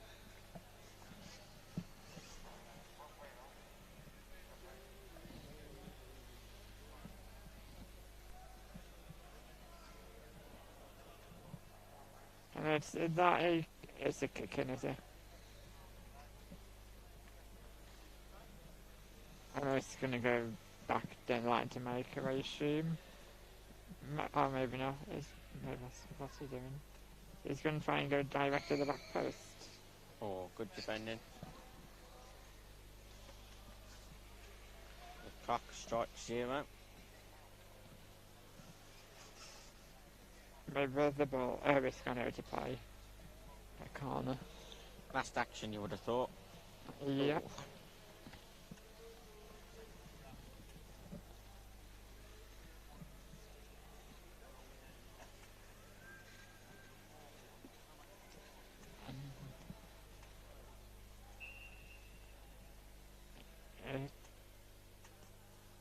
Taken to my left to run, and Joe is.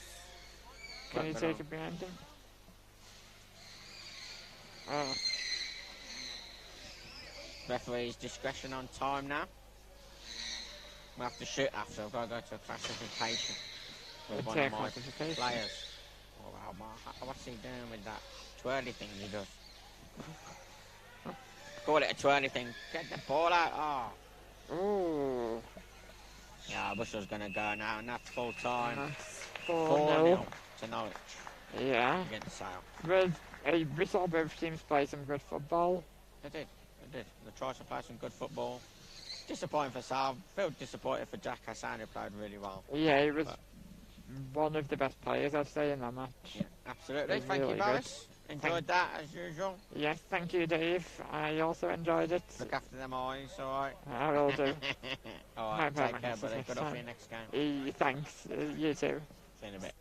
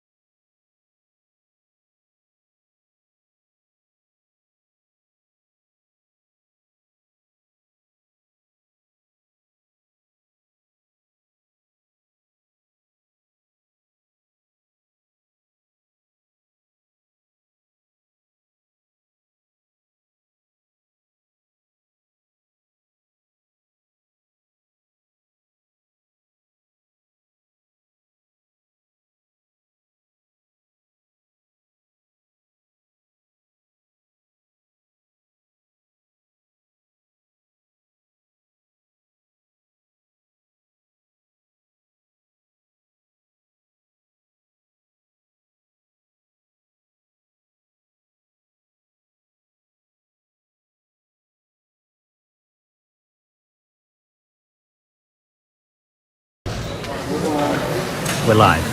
Hi, so I'm delighted to be joined by Rosie Hodgson. Rosie plays for Aspire, now coaching with Norwich. How's that going, Rosie? Really well. We've been coaching Norwich now since about Christmas. We've been working really hard in training, putting lots of things into practice, and I'm delighted to say this morning a light bulb has clicked and everything's working so well. Yeah, that was a really good performance against Sale. Thank you. I'm very pleased with the performance. Good. And we've recently noticed that a number of players from the Prem starting to coach. How are you finding that? Really well. I wanted to come back to my roots and help the Norwich team hopefully become champions next season as one of our aspirations. Right, that's a big shout. So you want to get them into Premiership. You don't have to stop coaching them because I don't think you can play and coach in the same, but we'll cross that bridge later, shall we? Or maybe you join them and become the player You never coach. know what can happen. Yeah. And have you got any coaches you aspire to? No pun intended, but... Yeah, definitely in my team, John and Brad, they work so well together, and being able to work really well with them on the pitch. I've been able to pick up things in our own training, implement them into Norwich training, and it's worked really well for us. Right. Have you seen Nomad Knights play much? Because obviously they're doing outstandingly well this season, so Brad's doing a great job there, isn't he? He's doing a great job. I'm a bit upset that he's not here this weekend. Yeah, he's not well, is he, Andy? No, I wish him really well. But I'm really happy to see Nomad still pulling in the results without him. It was very tight the first games. I don't know if you're watching on the stream. Yeah. 0-0 on both Man U and Knights, and they both just edged it away, but I guess that's what teams that lead the league do. I've heard that Brad is not resting, and I've heard he's on the phone constantly to the team. Very dedicated. Now, a couple of weekends coming up, the Premiership's back. How do you see Aspire's chances? Now that things have opened up a bit more in the Premiership, I'm really excited, very eager to get where we want to be. We're good enough, we're committed and dedicated. There's no reason why we can't become champions this season. Well, that's fantastic. Thank you very much. Thank you for joining us. Hopefully we had sound this time. Right. Thanks, Rosie. Thank you.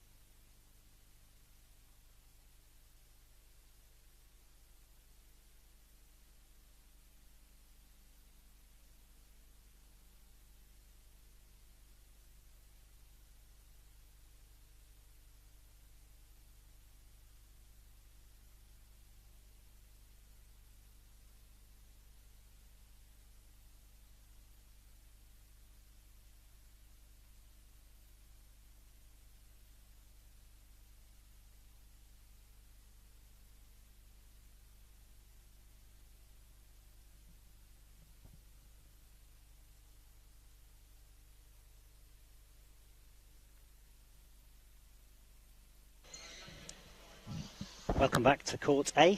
Thank you, Dave Lewis and Barry Sinnell, for commenting on the previous match. That previous match was Norwich Sale. We attempted a post-match interview. Don't know if anyone caught it. We had trouble with sound previous week, so hopefully it came through. Post-match interview with Rosie Hodgson, who's the coach now for Norwich. And so here we've got Muscle Warriors versus Forest. Forest wanting to eke out some more points. Forest currently at the bottom of the table. Muscle Warriors safe from relegation, but not in the fight for promotion.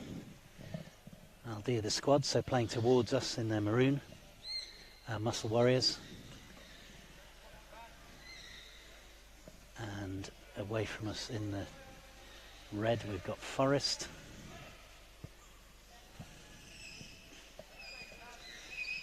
Just getting my glasses.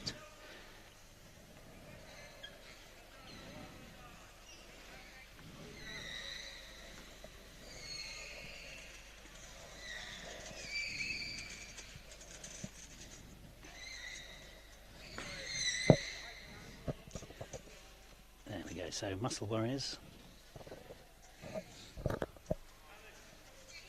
In goal, Jacob Vickers. In the middle, Rickon Shaw. On the right, as we look at it, Reece Mallet, just about to take the corner.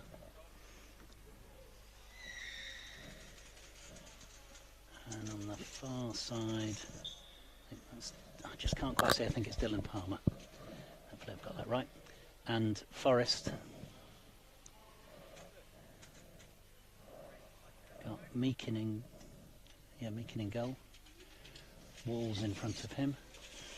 Rogers at the top of the pitch, and I think I can only see 3 players on the pitch, so I guess Forest have got a classification issue because they also have someone on the bench. I'll just clarify that.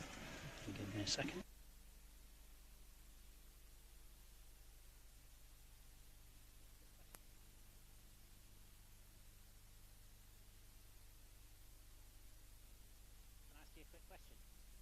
You've got 3 on the pitch, is that for the classification? So you might come on as a sub. It's a classification. Yeah, so it's a classification issue for Forest, and you need a certain number of players of the right classification, which they haven't got today.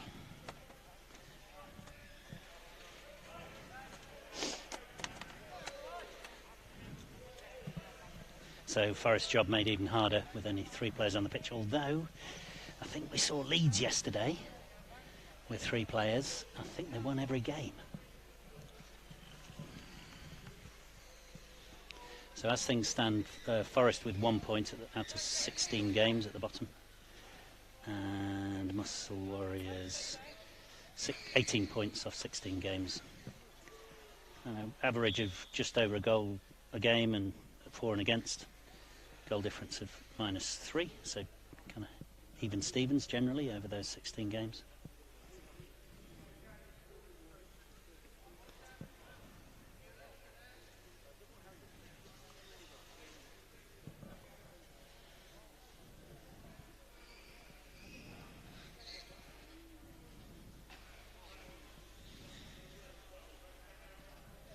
So they're just lining up for a kick in from Meakin.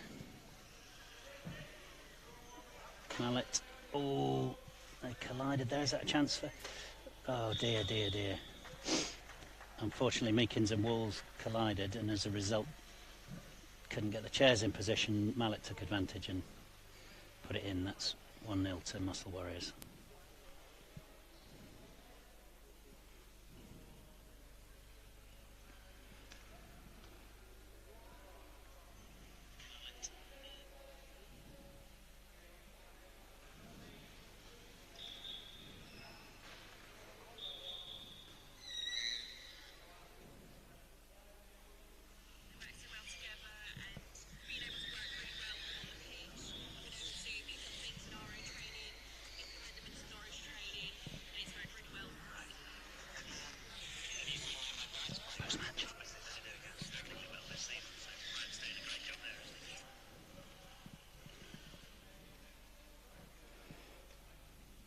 So just distracted there, checking there was sound on the post-match interview.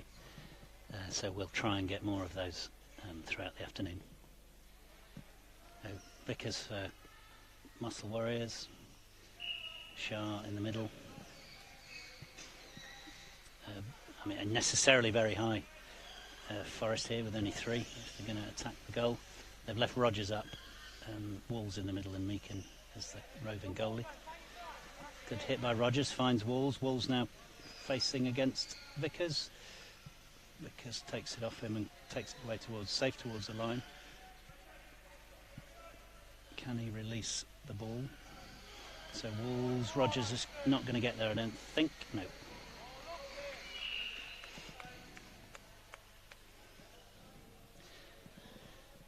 So I think Dave mentioned the previous match.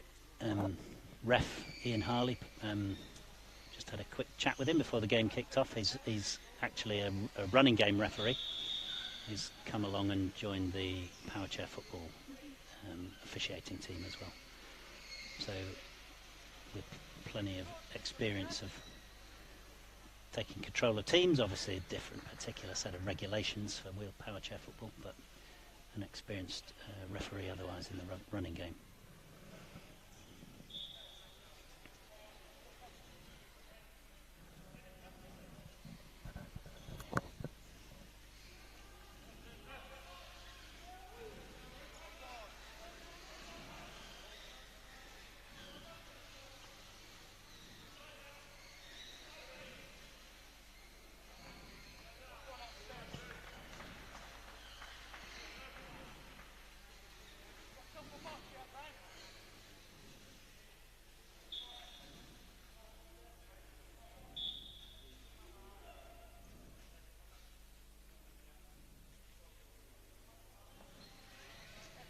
Across to ball to Shah, Palmer in looking for so Mallett's chair's malfunctioned.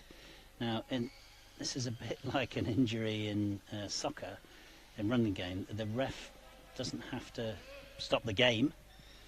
The ball has gone out though, so the play's stopped well. Mallett's looked after, back and ready to go. So kick into Forest, Meakin with the ball, looking for Rogers. Doesn't quite make contact, comes off Shah, and it's a kick into Forest.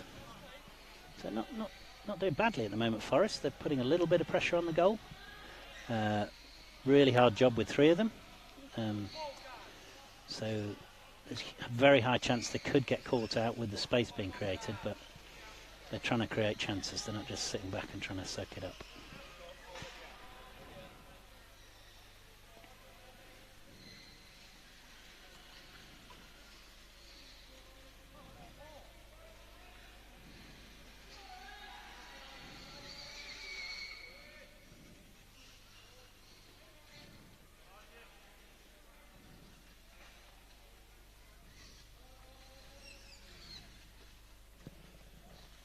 Mallet with a kick in.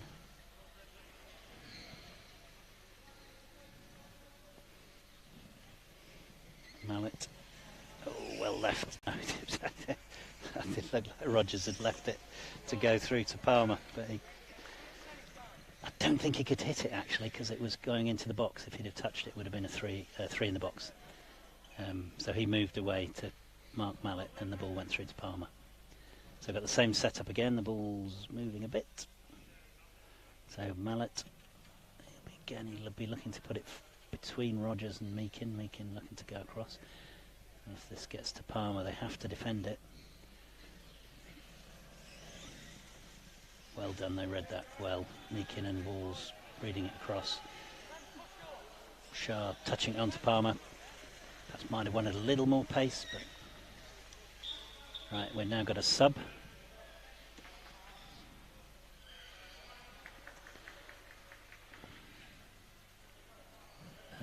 So Palmer's off.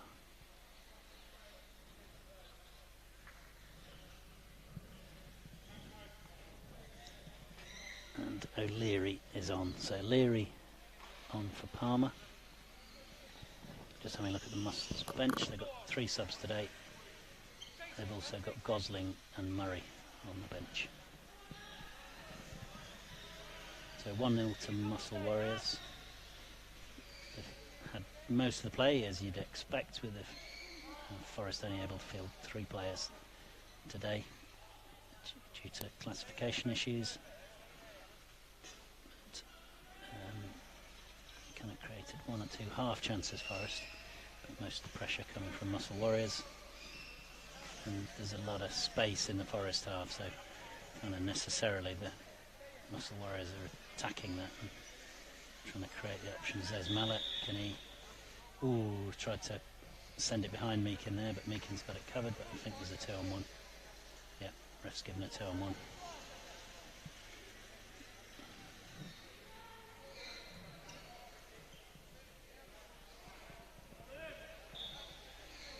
Ref today, Taylor. Got linesman Brennan, and mentioned before, new official Harley. I think this is his second weekend at the Nationals. First weekend where he's also been referee as well as line. So Forest have done a substitution. Rogers off and Priestley on. Making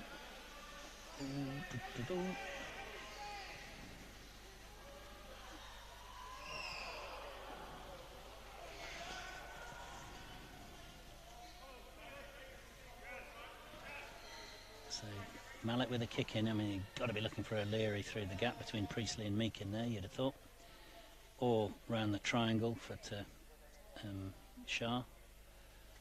Meakin giving a lot of instruction there. So Mallet sends it to Priestley, he knocks it back to his colleagues. Ooh, just a little gap open between them. Mallet was going in. I think they've shut it down. Yeah, he's not gonna.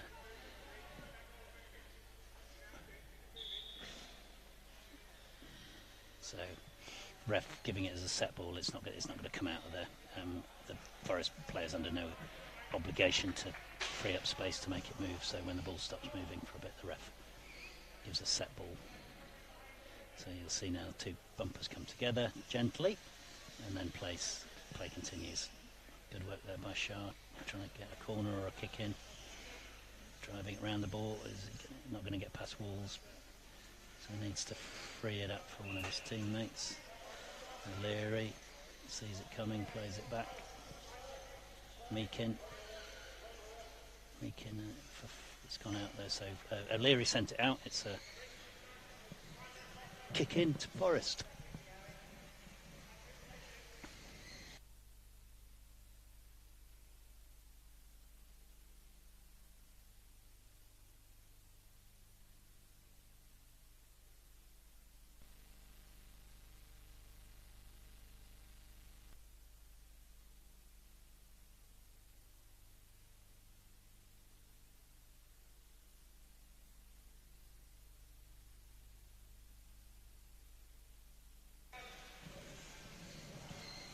Corner for Warriors then.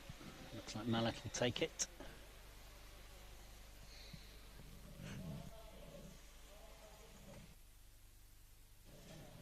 Yet Mallet's taking it. Walls on the post for Forest, Meakin in front of him, and Priestley out the box. So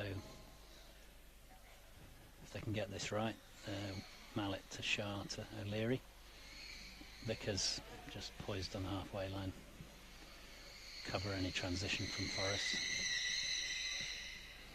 I wonder if O'Leary just needs to be a little further forward to gives Shah a kind of greater angle to aim at. Meakin's blocked it off anyway.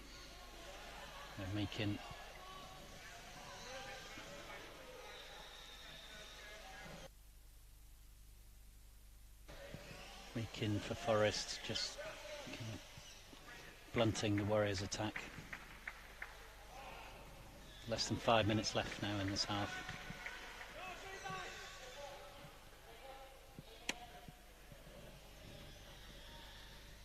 After the kind of initial energy that Warriors put into it, it's settled back now into a bit of a kind of game's locked in the third of the Forest half. Not much threat on goal. Forest unable to transition and break out.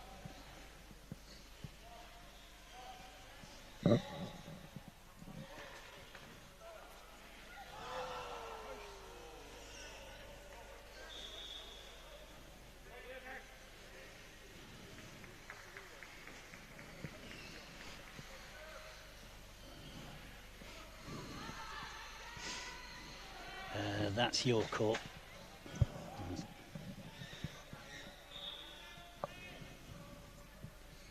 So, just hesitating slightly, there seems to be a wobble on the stream on court B. We're good on court A, so let's keep going. Forest trying desperately to find a way to use the 3 players they got in the court to break through. Warriors really probably quite comfortable. Not seen Vickers, their keeper, come into play much at all. But I was just going to say, by the same token, Warriors haven't really created much of an opportunities, but there was a chance there perhaps for Gosling off a cross from Mallet. So Gosling's now on, O'Leary's off. Again, a big gap between Meakin and Priestley necessarily. Mallet's going to have to hit it hard to find that gap. Also Shah can nudge it, but Meakin's read it. I mean, I think they've got to look for a pivot at the back there, because Meakin's reading that all day long so far. It would be a mistake if he couldn't reach it. Meakin touched by Walls. Priestley 2-on-1. There's a lot of refs. I could see the ref there continuing to play advantage. So 2 Forest players on a Muscle Warriors player. The Muscle Warriors player was attacking. Ref gave it a bit of advantage and then decided to pull it back. So Shah with the kick. Again, I wonder if Vickers got into the game here, if there'd be a greater chance for Forest. Priestley sends the ball up field. Little respite for Forest. I think they've got to go. They've got to go all in. Oh, it's gone to. Sorry, it's a Muscle Warriors kick, of course.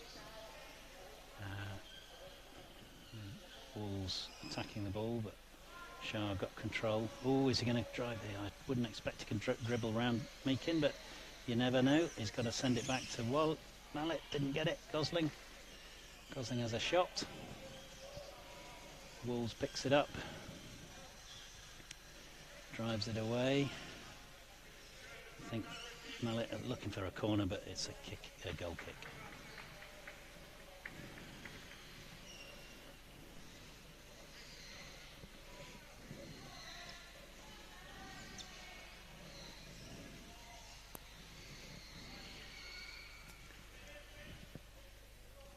Wolves with the ball for Forest.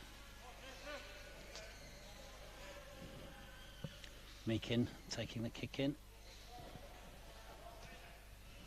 We've got Priestley on the line and Wolves in the middle. There's not many options. Tries to send it down the line. Mallet's got it picked up. Another kick in. Match clock's at 0. So that's with the ref for out of time. A couple of substitutions in the game. Not sure I'll take them into account. Just glanced at his watch once or twice. Oh, Shah left it there for... Is that in? I can't see. Yes, Shah. Well played. Good work there from Shah. Left it well to Gosling and got it back. If Shah had pursued that, Gosling would have had to go away and Shah would be taking the ball away from goal. So great tactical thinking there on the spot. 2-0 now to Muscle Warriors. Half time must be coming. It's looking like another match where Forest won't be able to dig out a result.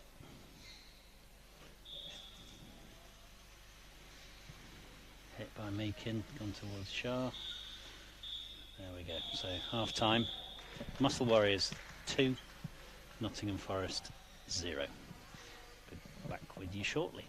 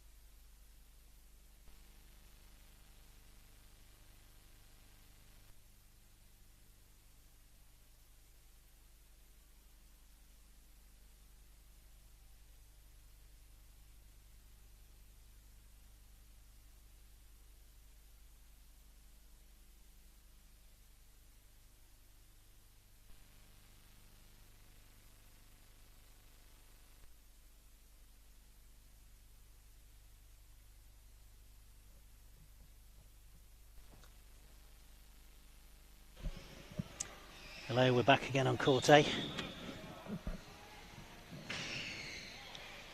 We're just, if you're watching both courts, we're having a bit of trouble on Court B with the streaming, so having to step away from commentary. Another good reason why, the more commentator volunteers we get, means some of the team can sort problems out while commentary continues. But back to the game we're watching on Court A. It's Muscle Warriors versus Nottingham Forest, and it's 6-0 now. In the short time I stepped away.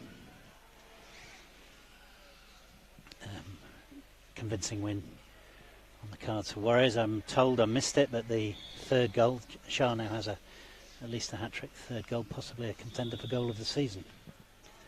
So I have to look that up later.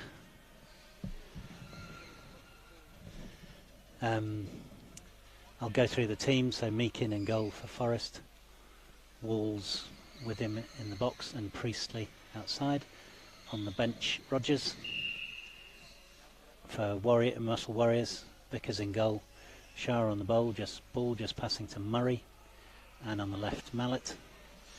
On the bench, O'Leary, Palmer and Gosling.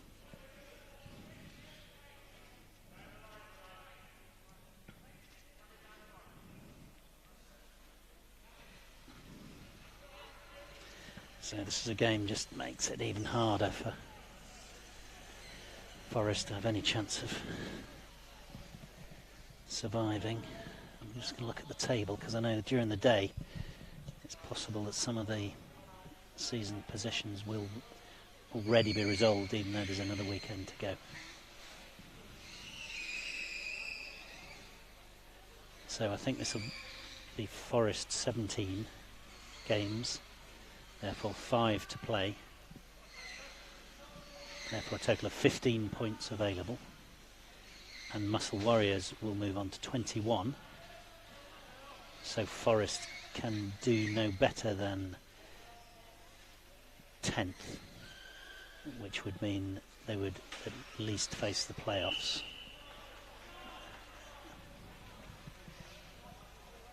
I might have got that wrong actually. In the Championship I might be thinking of the Premiership.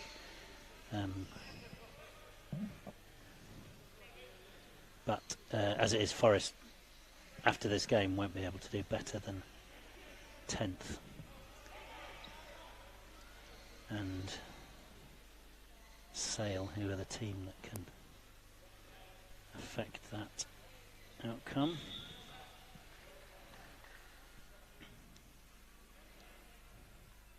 Sale with matches to come, just one match to come.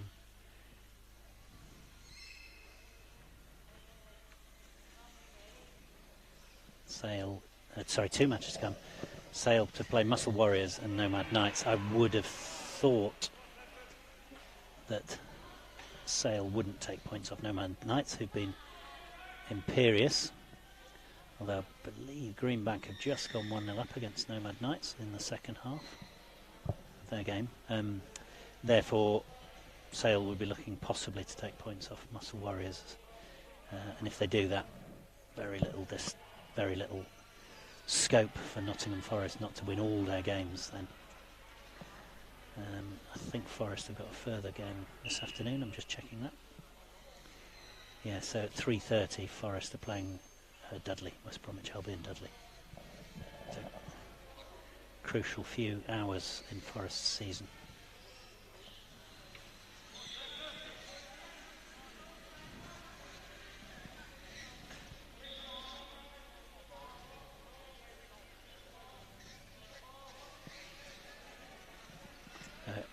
Back on the pitch, Meakin for Forest plays the ball straight to Shah. Shah looking for Murray. I would have thought he'd hit it. He's not going to get the beating of Meakin though, is he? Oh, he did. It's a goal. I thought the ball didn't have the pace, but just really fast transition there from Warriors. Meakin trying to play the ball out, plays it to Shah. Shah straight away to Murray, who didn't hesitate, went for goal. Meakin unable to catch up. So that's 7-0.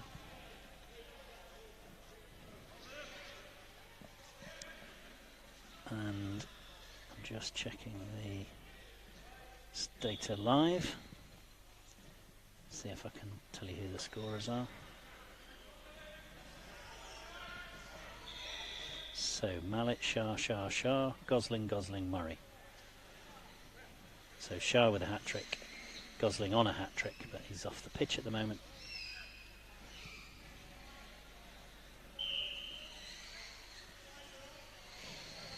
So 7-0 to Muscle Warriors, and there's no doubt about the result now. 5 minutes left.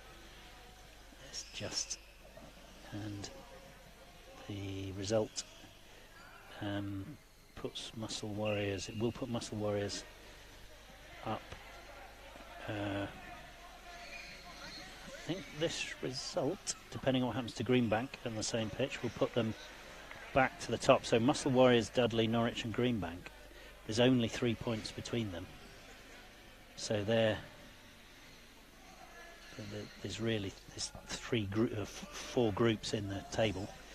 Nomads and Manchester United fighting it out for their title. Leeds Dynamos, Eels, Borough fighting it out for automatic playoff promotion. Then Greenbank, Norwich, Dudley, Muscle Warriors fighting to be the best of the rest, and Sale, St George's and Nottingham fighting to avoid the relegation spots, with Sale with significant advantage of 4 points.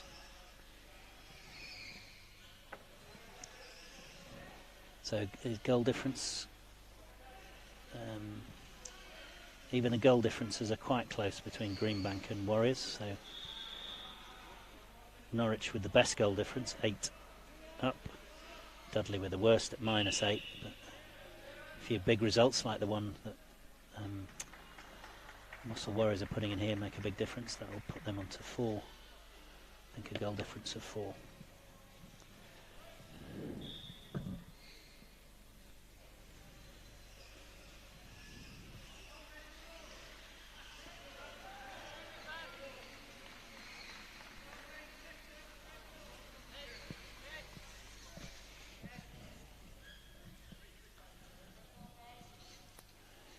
Just 3 minutes left, 3.5 minutes left on the match clock. Meakin on the ball.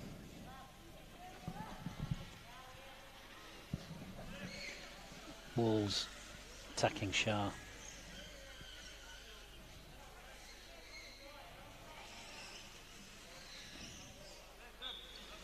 Shah sends it out. Meakin again.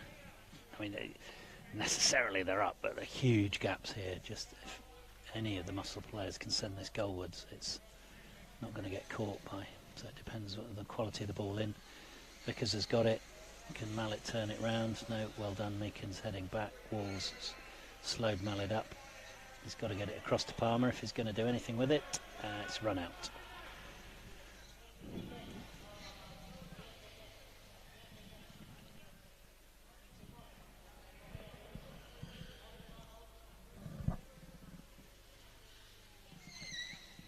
Meakin on the ball with a goal kick.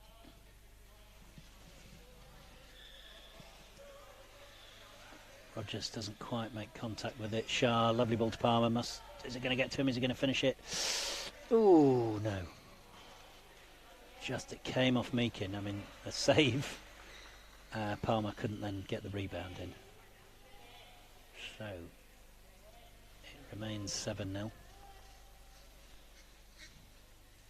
Because still very deep. I mean, they don't need to put pressure on Forest, but chance to practice a different team attacking strategy at this stage for Warriors. So Vickers could act as an extra pivot here, but they've got Shah as the pivot. Looking, oh, he's found Palmer, has he? Well, he did find Palmer, but wasn't able to send it goalward. That's a shame. That was looking like a good move. 90 seconds. So another really difficult game for Forest.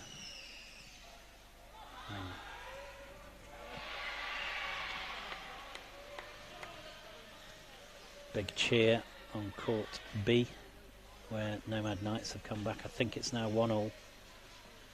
That crucial game now, it would appear, in the title race. Nomad Knights have a game in hand on Man United. But if they only score a point, then Man United are within 3 points of them. So possibly even a head-to-head left between them. I haven't got the following weekend's fixtures. But back here on Court A, Forest down by 7. And Meakin with the goal, but Vickers has got it away. He needs to send it to his colleague Palmer. Is he going to get there? No. Rogers just does enough to see it out. Coach asking the keeper to back up. And they're 7-0 up. Meakin trying to find his teammate. Shah intercepts. It's gone, I think. They're going to give it to... Yeah, they're giving it to Muscle Warriors. Last kick of the game, I expect. It's match clock at 0. It's with Taylor, the referee. He looks at his watch.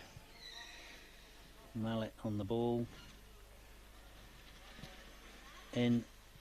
Shah with a hit. He's trying to find Palmer again, that same range, but that's the game. 7-0. A reasonably good first half, a very good second half for Warriors there. 2-0 at first half, 7-0 all in.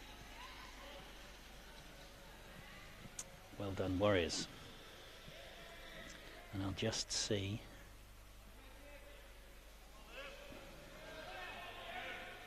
if we get an update on the table.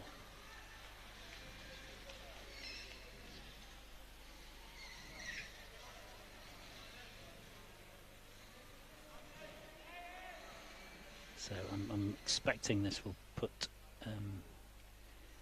Warriors up to the top of the, what I'm calling the following group.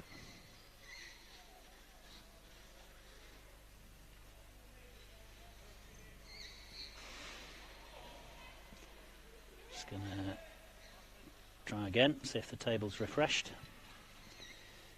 Yeah, so 1, 2, 3, 4, 5. Muscle Warriors now in 6th place, some 9 points off Middlesbrough, so a long way off 5th, but ahead of Greenbank on goal difference. So that goal difference that Warriors just accrued there made a big difference to their table position and the points as well. They are Greenbank below them have 2 games in hand. You'd expect Greenbank to make something of the points with those 2 games. Norwich a point behind and Dudley 2 points behind. So that's a significant result for Warriors. Not an unexpected outcome, but their goal difference is really crucial as well. So we'll pause there. The next game up on Court A is Eels versus Dudley. Eels will want to win that game. They're currently second with fourth with a game in hand. If they win that game, that'll put them ahead of Dynamos on the same number of games in the playoff promotion spot. So that's all from Court A for the moment. Back for the 1 o'clock kickoff.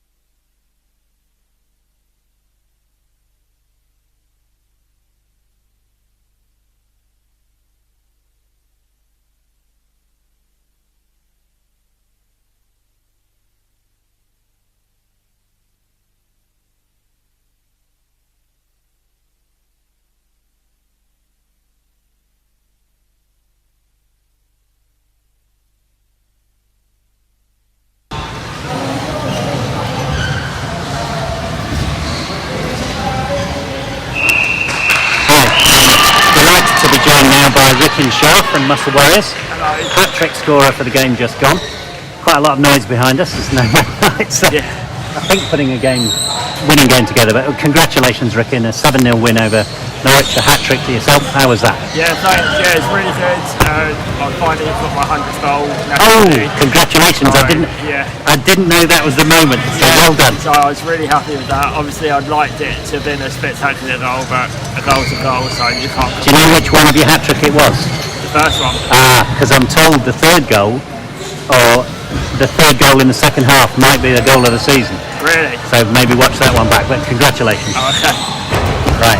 So how about the rest of the game then? Yeah, we played well as a team. We've struggled all season to find our form, but when we do play as a team, it comes together quite well. So yeah, looking forward to the rest of the season. Excellent.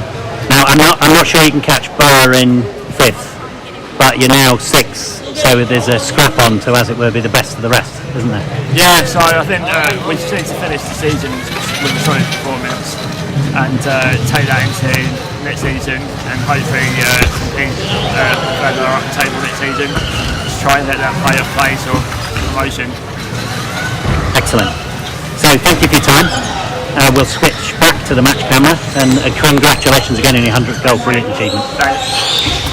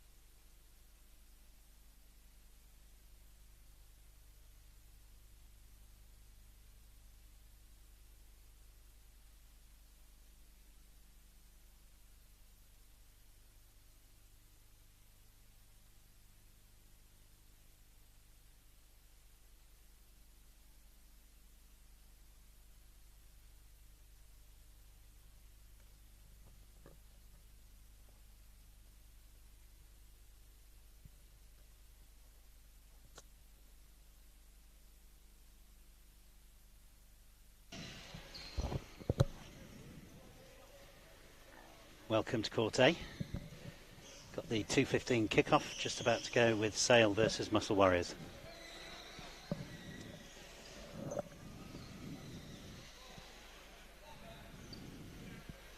Just waiting for kickoff. So Sale down the bottom, third from bottom.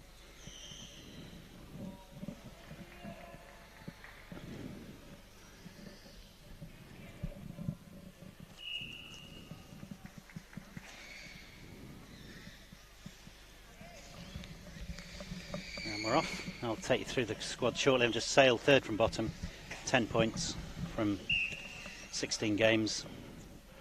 Not really any prospect of escaping that 9 points gap to Dudley, although 3 points, they've got a game in hand on Dudley, so 3 points here would take them to 13. That would also make it more likely that St George's and Forest, it makes it a harder reach for them to avoid relegation, or the prospect of relegation, I think, via the playoffs.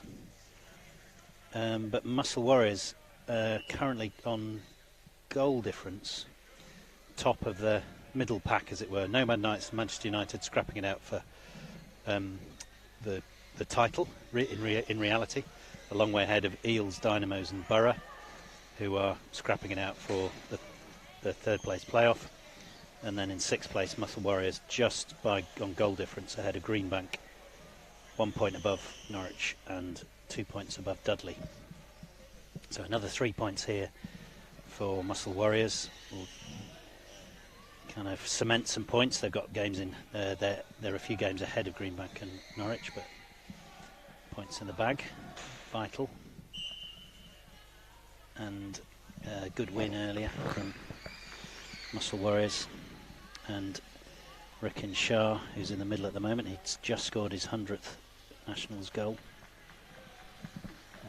I think, and then followed it shortly by 102 and 101 and 102, I think.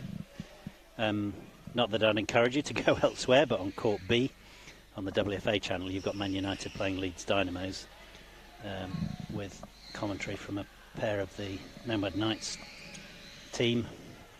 Vital game. Man U need to keep winning to keep the pressure on Nomad Knights, and Leeds desperate to accrue points and go ahead on points, although they'll be an extra game above Eels, and keep the pressure on that third place promotion opportunity. So let's do the squads, or the teams on the pitch. Sale playing away from us in light blue, got D, Hassan, Whitworth and Holt. Playing towards us in maroon, Muscle Warriors. In the orange keeper's kit, Vickers.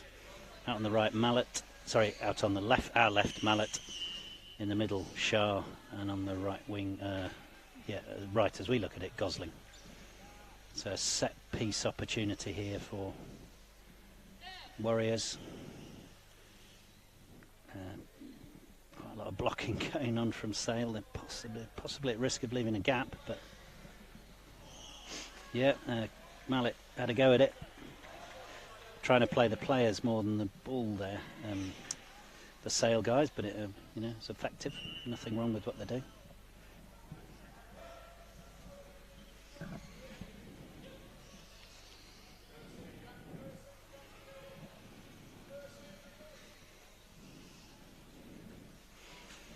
Mallet plays it off D. A deliberate move, now puts the pressure in on D. I think he's gonna get a corner, looking for a corner. He's looking for the gap between Hassan and D. They're not going to let him through.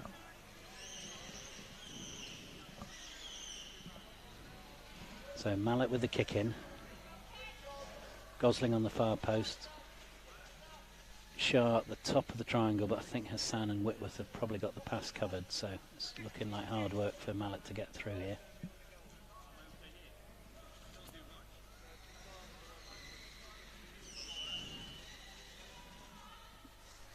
Mallet looking for the... Oh, really close. We're just ever so close to finding the gap between Hassan and D. That would have left Gosling in.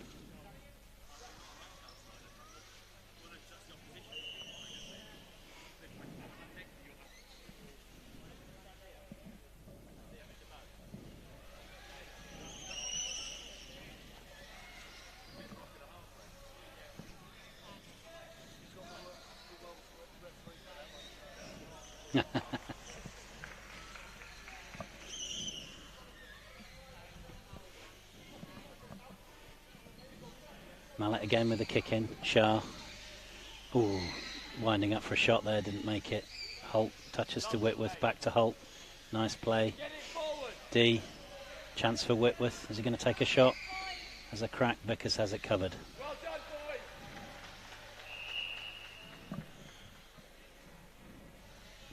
So quite big crowds down on the pitch side for both the Man U Leeds game and Warriors with a big bench.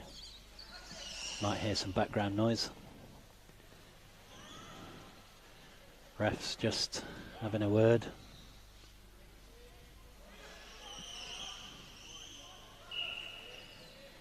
I'll just help out there.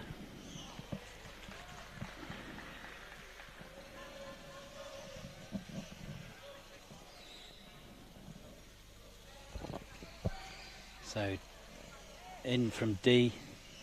Oh, great, really fast transition here, but Saylor got back well. Shah picks the ball off Holt. He's going to take it past D. Goes for Mallet. Mallet trying to get it back to Shah. D intercepts. 2-on-1, I would have thought. Yeah, D and ref played advantage there. Gosling with a shot. No, back to Mallet. Mallet to Shah. Shah's got a shot on him. Gosling to finish. Oh, really good play there. Really good passing play.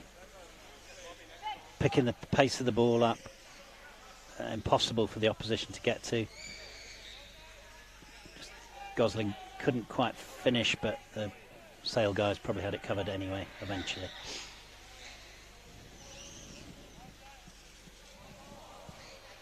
So Shah playing the central playmaker role, as it were, trying to get the ball to Gosling, and then Mallet. Gosling trying to find Mallet. He gets him. Whitworth, ball running around Whitworth. Ooh, D, great intervention.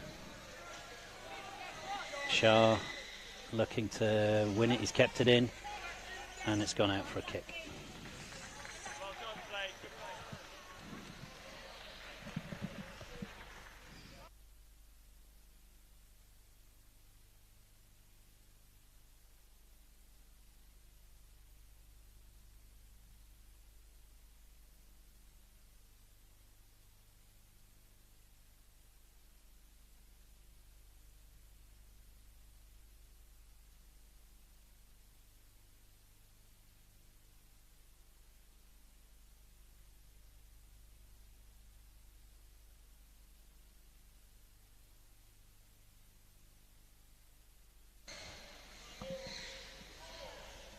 Shah on the ball again.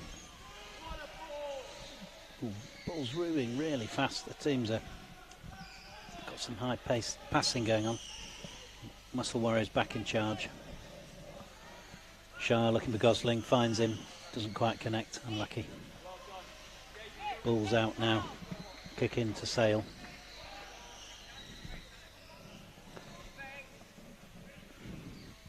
Warriors drop into their defensive position, because at the back, Shah in the centre, Gosling marking the kick, and Mallet playing high as the transitional out winger.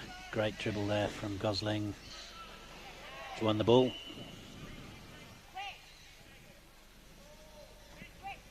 So Gosling with the kick in.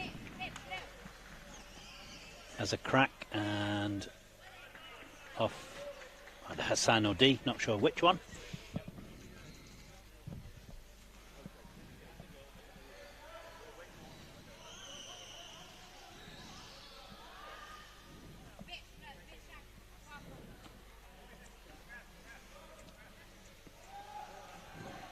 Gosling with the corner, I think.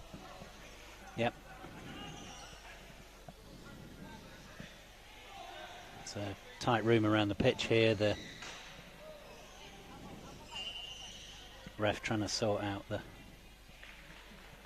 people around the perimeter. So Gosling with the corner. I think he'll be looking for Shah. Shah possibly onto Mallet at the far post. They've got to get it round D and Hassan. It's got to go fast.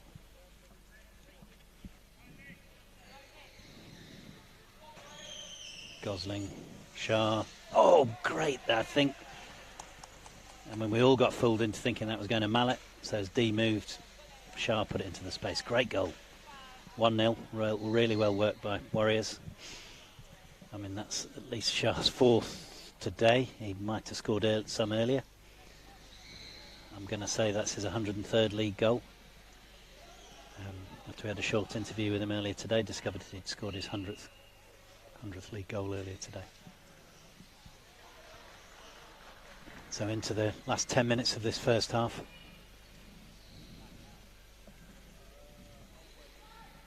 Gosling taking a kick in, deep in his own half.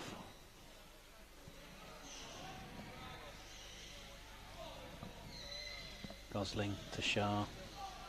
Shah taking the ball away from Whitworth. It'll be heading down to... so Whitworth has to back off there because Shah's taking him into the box. Needs to avoid a 2-on-1. Mallet. Hassan's got it covered. Hassan in the keeper role.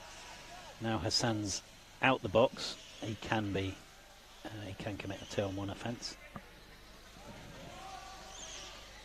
Ball's gone out to Sale.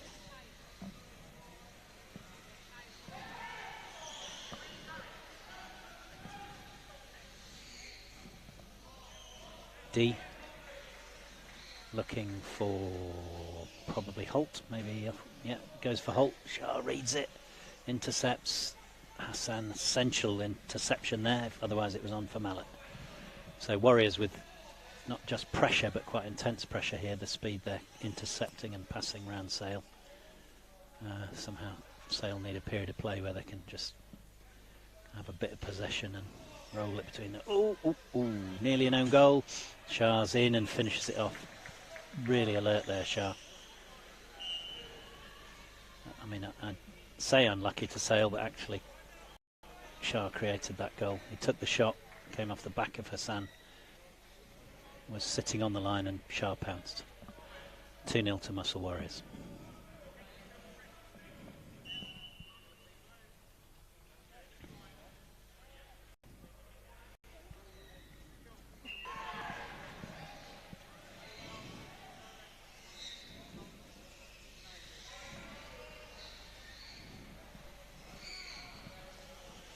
So I think we're seeing some Warriors players being prepped for substitution. Keep my eye on that, but Shah on the ball now, looking for Gosling. Ref let it play. I think it was a 2-on-1 and gave the advantage to Sale. But we're playing on. Shah working hard. Ooh. Who's he going to give that to? Right. That's good. Pondering if it was 50-50, but refs, I think, just giving Whitworth a warning. Whitworth being positioned carefully back in the chair the way he'd like to be. Often the heavy shunts will move the players, and they'll want to be repositioned to be in a comfortable playing position. Shah now on the ball, looks for Gosling. Gosling to Shah. I think he would be looking for a wind up there. Shah just puts it out comfortably. As soon as he's put it out, racing back there, so you can see the alertness, the game experience. Already another fast transition. Mallet to Gosling. Ooh. That was a ref having a word with Gosling there. He's giving him a warning. I wonder if that was big enough to... So substitution, and Gosling with whom there were words. Off he comes. O'Leary's on. So O'Leary on the left wing for Warriors, our right as we look down the camera. Whitworth to D. Shah trying to take the ball off D. Doesn't quite manage. No, it's given as a kick into Sale.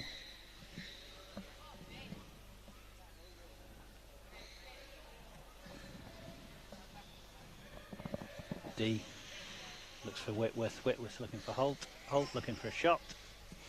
Comes off Shah. Shah.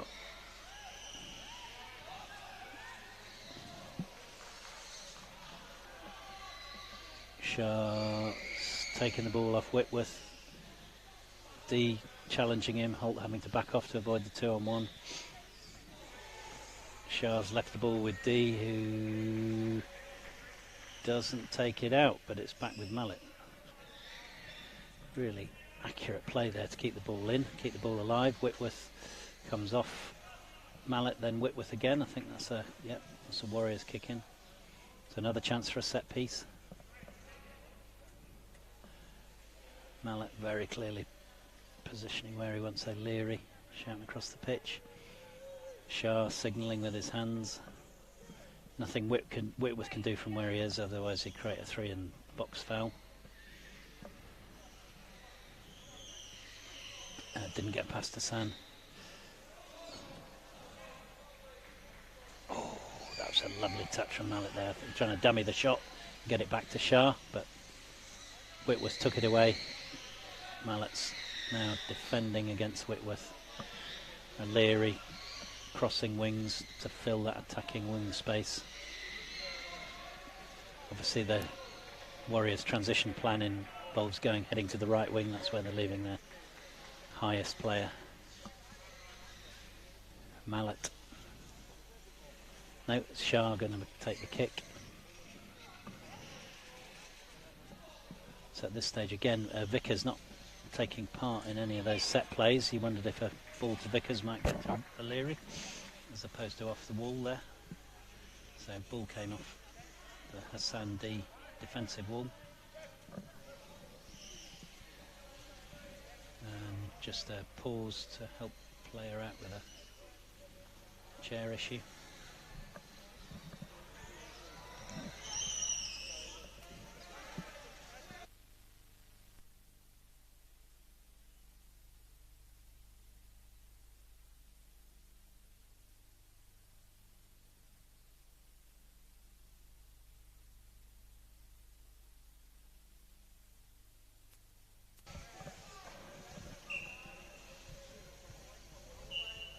Ref's given contact there. So Whitworth against Shah. Shah clearly signalling his displeasure with the contact to the ref, gets the free kick.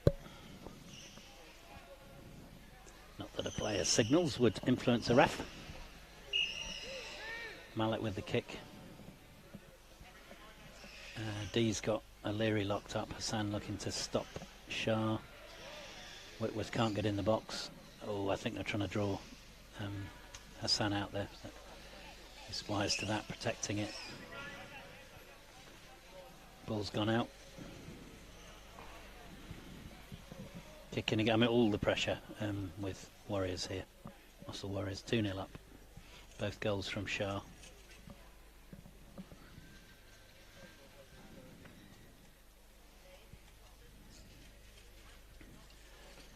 Mallet, finds a gap, but Shah gets the touch but doesn't manage to angle it to O'Leary, so it's out for a kick to Sale.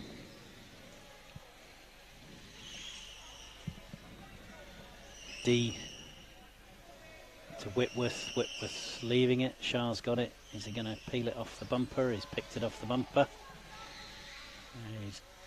He's got it again.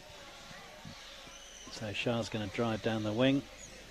He's got it off the bumper again. He's trying to find Mallet, but Whitworth's read it. Holt trying to send it wingward, but gets a deflection off Mallet. Goes to O'Leary. O'Leary back to Mallet. Now a chance for Whitworth, but Vickers has got it safely covered.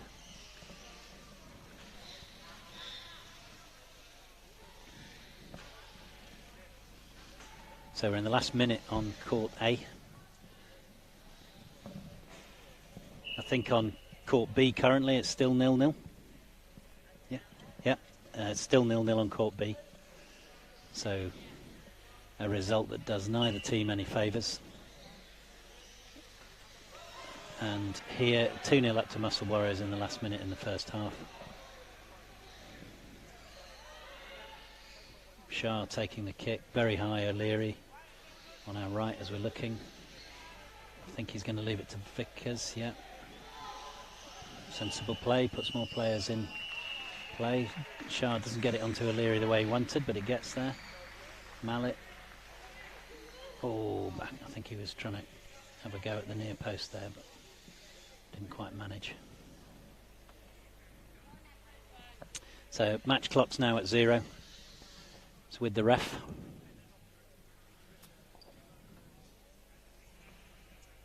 Goal kick to Sale. Hassan taking it. Finds Whitworth in the blue. Shah. D for Sale. Working away. Rick and Shah now. Shah on the ball.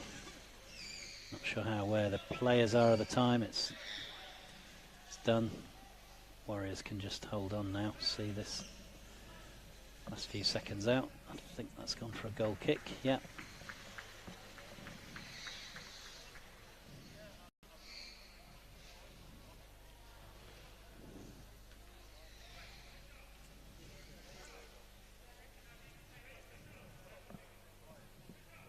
Hassan to D. Whitworth gets the tap. Now's the chance. Holt needs to get it back to D or Whitworth on the far post, but he's had it stolen off his bumper by Shah, and that's the last action of the first half. Good half for Warriors. 2-0. Both goals from Shah.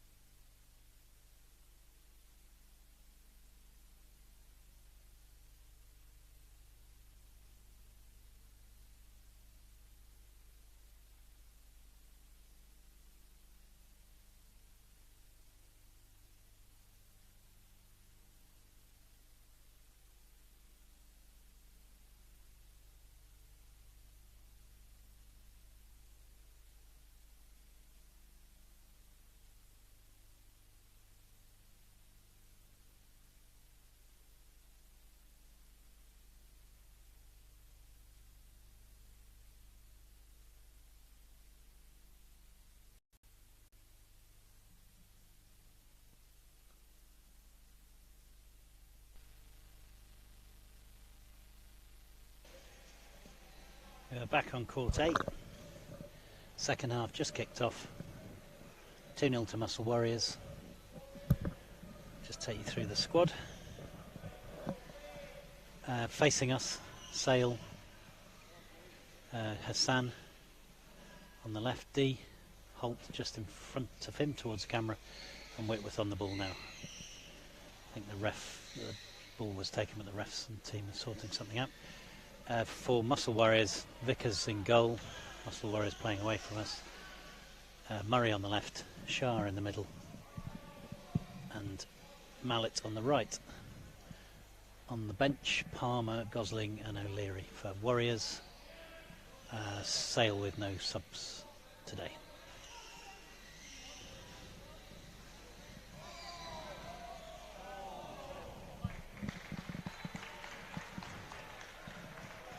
Got all the pressure from from Muscle Warriors.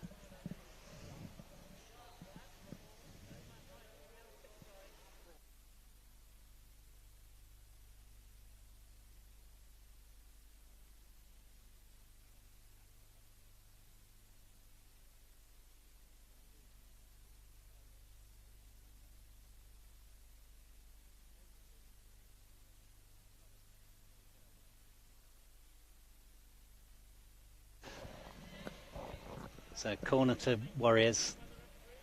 Mallet taking the corner. Had some success with their set pieces, Warriors. Hassan and Dee reading some of them, others getting caught out. Mixing it up, Warriors, to try and catch them out, not set a pattern. Again, so there Mallet trying to go for the near post, catch Dee out. And because of that, they can't commit one way or the other, which gives Shah a chance, if it gets to him, of finding space. Ref's given that against Murray.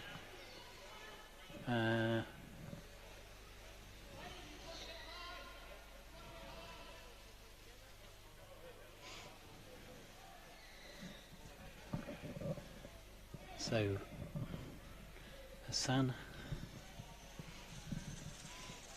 has gone long to Shah's, picked it up. Holt putting pressure on him. Holt for Sale. Shah sends the ball to Murray. Murray couldn't get it, it's gone out.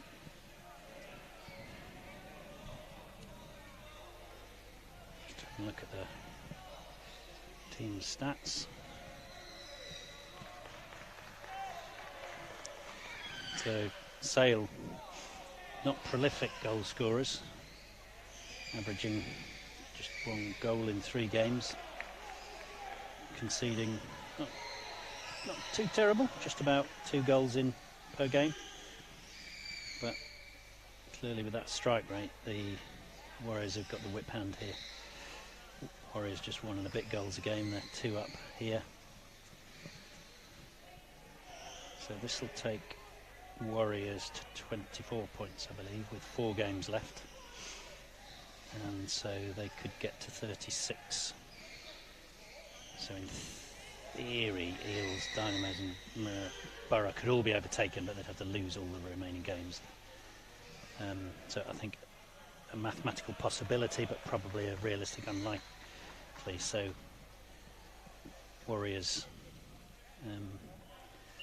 still a win's a win, and they're at the top of the chasing pack. Warriors, Greenbank, Norwich and West Bromwich Albion Dudley. Sale at the top of the relegation fight on 10 points, St George's on 6 and Forest on 1. D for Sale on the left wing, intercepted by Shah, and Shah does a lot of hanging back and inviting them to pass and then coming in intercepting. You've either got to move it faster to beat him or find more options. So Hassan to D, Shah loitering behind D again. He's read it, Shah's read it, looked for Mallet on the right but couldn't get it. So Mallet and Murray swapping wings, both playing high. Vickers playing deep as the goalie for Warriors. D intercepted by Shah, looked for Murray, Murray swinging it looking for Mallet, but D sees it away for a kick to Sale.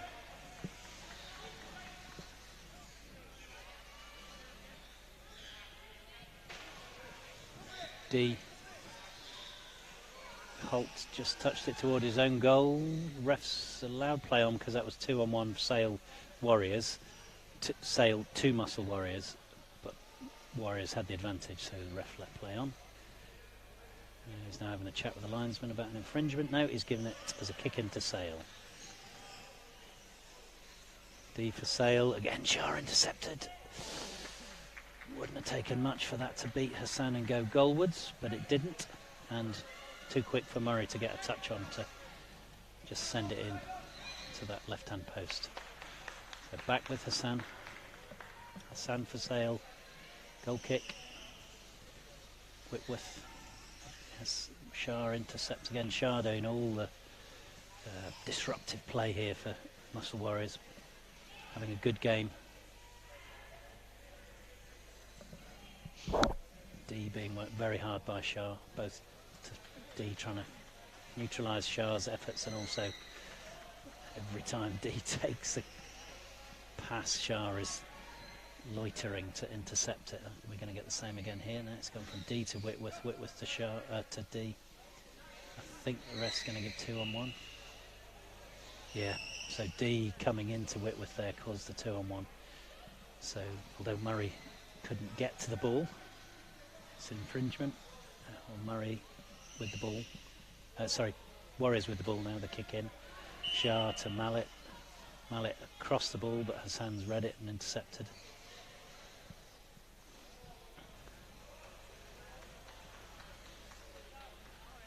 Mallet with the kick in for Warriors on the right.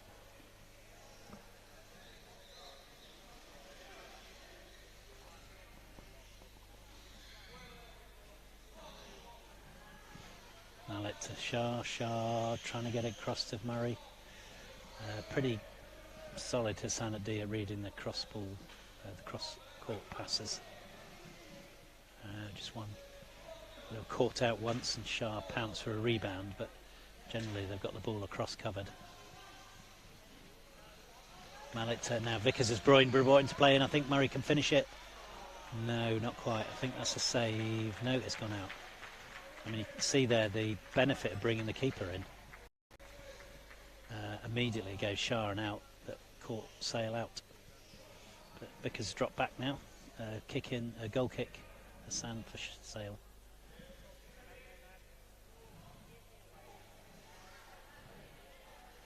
Hassan. Shah intercepting again, didn't quite get the ball, but disrupting the play. Nice interplay between D and Holt. Holt down the ring, back to D.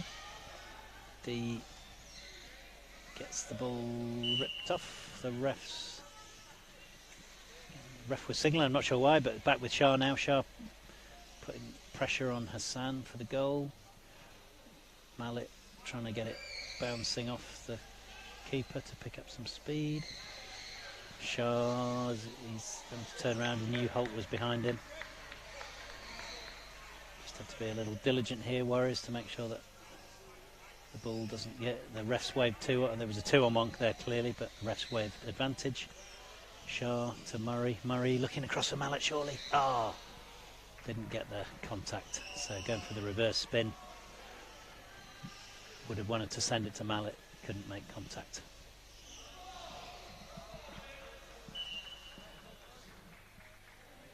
So on court B, where Man United are playing a crucial game against Leeds Dynamos. Man U needing a win to stay in the hunt for the title against Nomad Knights. Leeds needing a win to stay in the hunt for a promotion spot. And it's currently, the scoreboard's to be trusted, which I think it is. Just double check. It's still 0-0. So you can get that on the WFA channel if you want.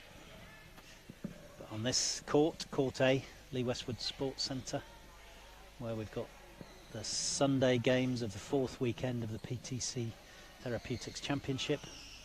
It's Muscle Warriors, Sale versus Muscle Warriors. Muscle Warriors leading by 2 goals. Both goals by Shah, who earlier today scored a hat-trick. to get his 100th league goal.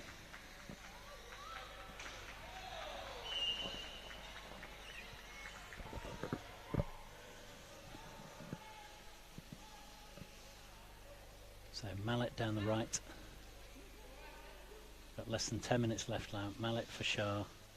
Shah trying to get it across to Palmer now. Palmer's come on and Murray's come off, so substitution for Muscle Warriors. D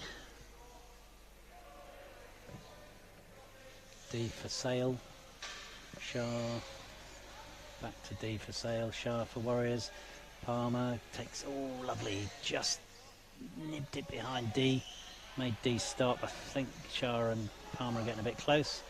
Mallet has a go at goal. Hassan's got it covered. There's a lot of pressure on those two players, D and Hassan, for Sale. They're set up so that Holt's the fast out, the transition player, so he won't get involved in much defence near the goal line. Whitworth playing midfield, and with the pressure Warriors are putting on, Hassan and D are having to take a lot of the load.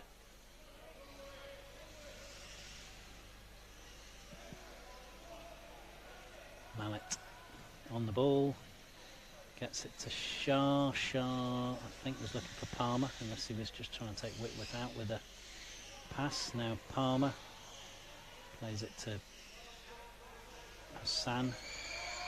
Mallet's come in. Rick Shah has stepped in to defend that. Back to Shah. Got a big shot chance for Mallet, and it's off Whitworth. I think more likely he was trying to make a cross there to Palmer, which would have been the right shout. Just was intercepted by Whitworth. Shah attacking Whitworth. It's been some time since Sale have had the ball in the Warriors' half. So Vickers is having a relatively easy afternoon. Vickers the keeper for Warriors. Shah's played it to Mallet.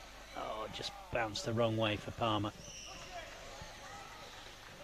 Not set to receive that. The ball just bounced unexpectedly. Holt. Palmer stopped his spin, but that was all right. It was Holt's contact, not Palmer's. And the ref's given contact to Warriors. So setting up for a set play. Chance again for Vickers to step up, not taking it. Shah to Mallet, it looks like. No, he's gone for Palmer, back to... Ooh. Shah needed a more accurate return from Palmer, and I think he was on for a 180, reverse 180 shot. So D on the ball, D for Sale. D looking for, I'm not sure who, it's gone to Shah. D, front bumper from Shah, back to Mallet. Lovely passage of play. Palmer to Mallet. Mallet to Palmer. Palmer's with shot. Oh, go on, Mallet to finish. Oh, hit the post. Oh, that was a tremendous passage of play. Could see what they were trying to do, working it across the pitch, just making it too hard for Sale to follow. Gap opened up and Mallet hit the post. But it's a corner. Sale had to put it out. So Mallet with the corner. Mallet to Shah. Shah, standard attempt, as it were, to find the gap between D and Hassan, but they're not going to give him that. Shah now and D, kind of the pairing of the game. Those two dictating the way the two teams are reacting to each other. Shah steps in again. Shah taking it round Whitworth. Whitworth does the right thing there and just gets the ball out of dodge. But it's a kick in now to Mallet. Mallet trying to find Shah. He's got him. Shah's taking the ball around Whitworth, but Whitworth's recovered. Palmer. Can Palmer build up some speed on the ball? Got it for Shah, I think. Yep. So contact there. Shah on Holt. So it's a Sale kick. Holt, Whitworth, Shah picks it up again. Now the ball's with Palmer. Can Palmer find Mallet? Not fast enough. Ref's going to give 2 and 1. Ooh. I think the ref has been giving advantage. He would have given advantage there if there was anything Warriors could do with it, but they couldn't. Now's the chance, is it, for Mallet? He has to send it back to Shah to Palmer, Palmer to Mallet, Mallet with a finish. Now back to Palmer. Is Palmer going to finish? No.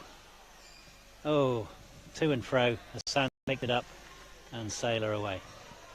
Right, Whitworth's got it back to Shah, and Dee's had to recover, and he's got it off the back of Palmer's bumper, so that's a kick into Sale. D. Palmer's called it. Palmer then backs off, lets Shah take the ball away. Shah. He's going to find Mallet. What's Mallet going to do with it? Oh, miscued. Out for a kick in.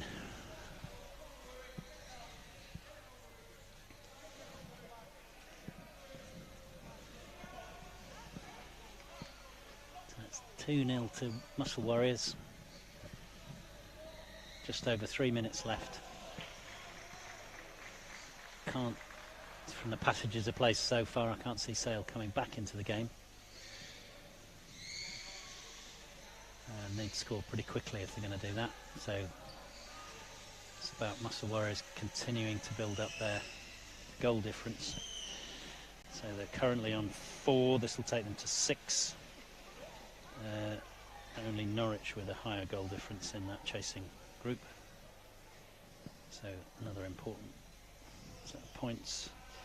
And who've we got next as far as Norwich are concerned? Norwich are playing Borough at 3:30.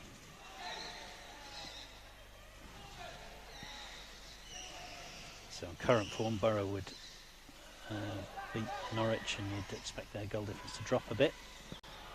Borough had a really good performance earlier on against St George's. So back here on this pitch, Warriors have done what they've needed to. They got the win. They've kept the goal difference ticking up. This should take them 3 points clear, although the teams below them have a couple of games in hand. 3 points clear into that chasing pack. Mathematically still possible to make third in the league, but they have to have the other teams, all of them, drop all of the remaining points. And I think I'm just going to say it would be Eels that would do that. I don't know if they're playing again this weekend. No, Eels are done for the weekend, so I'm not going to see any change to that position after this match. So match clock, 90 seconds, 2-0 to Warriors.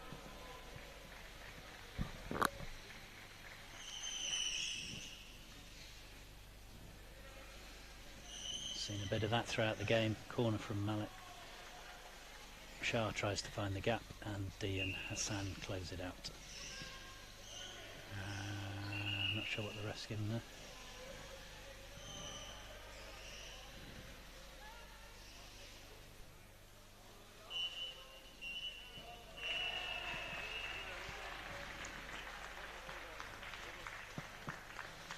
So I think a title critical game on the right hand, on the court B, has finished 0-0. So making it even harder for Man U to reach to Nomad Knights and challenge them for the title, making it harder for Leeds to challenge for a playoff place.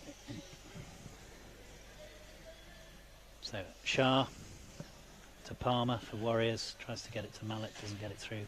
D has it. Off D. Mallet just in control. Sends it towards Hassan.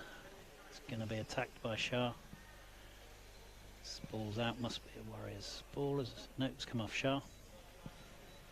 So that's game clock's at 0. It's with the ref. D intercepted again by Shah. Mallet with a shot. Oh, it Saved by D, could have come off Palmer, but went behind him. It's a corner.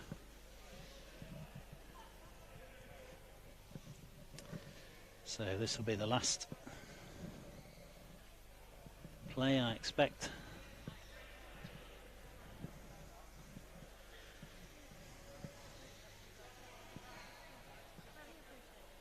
Mallet.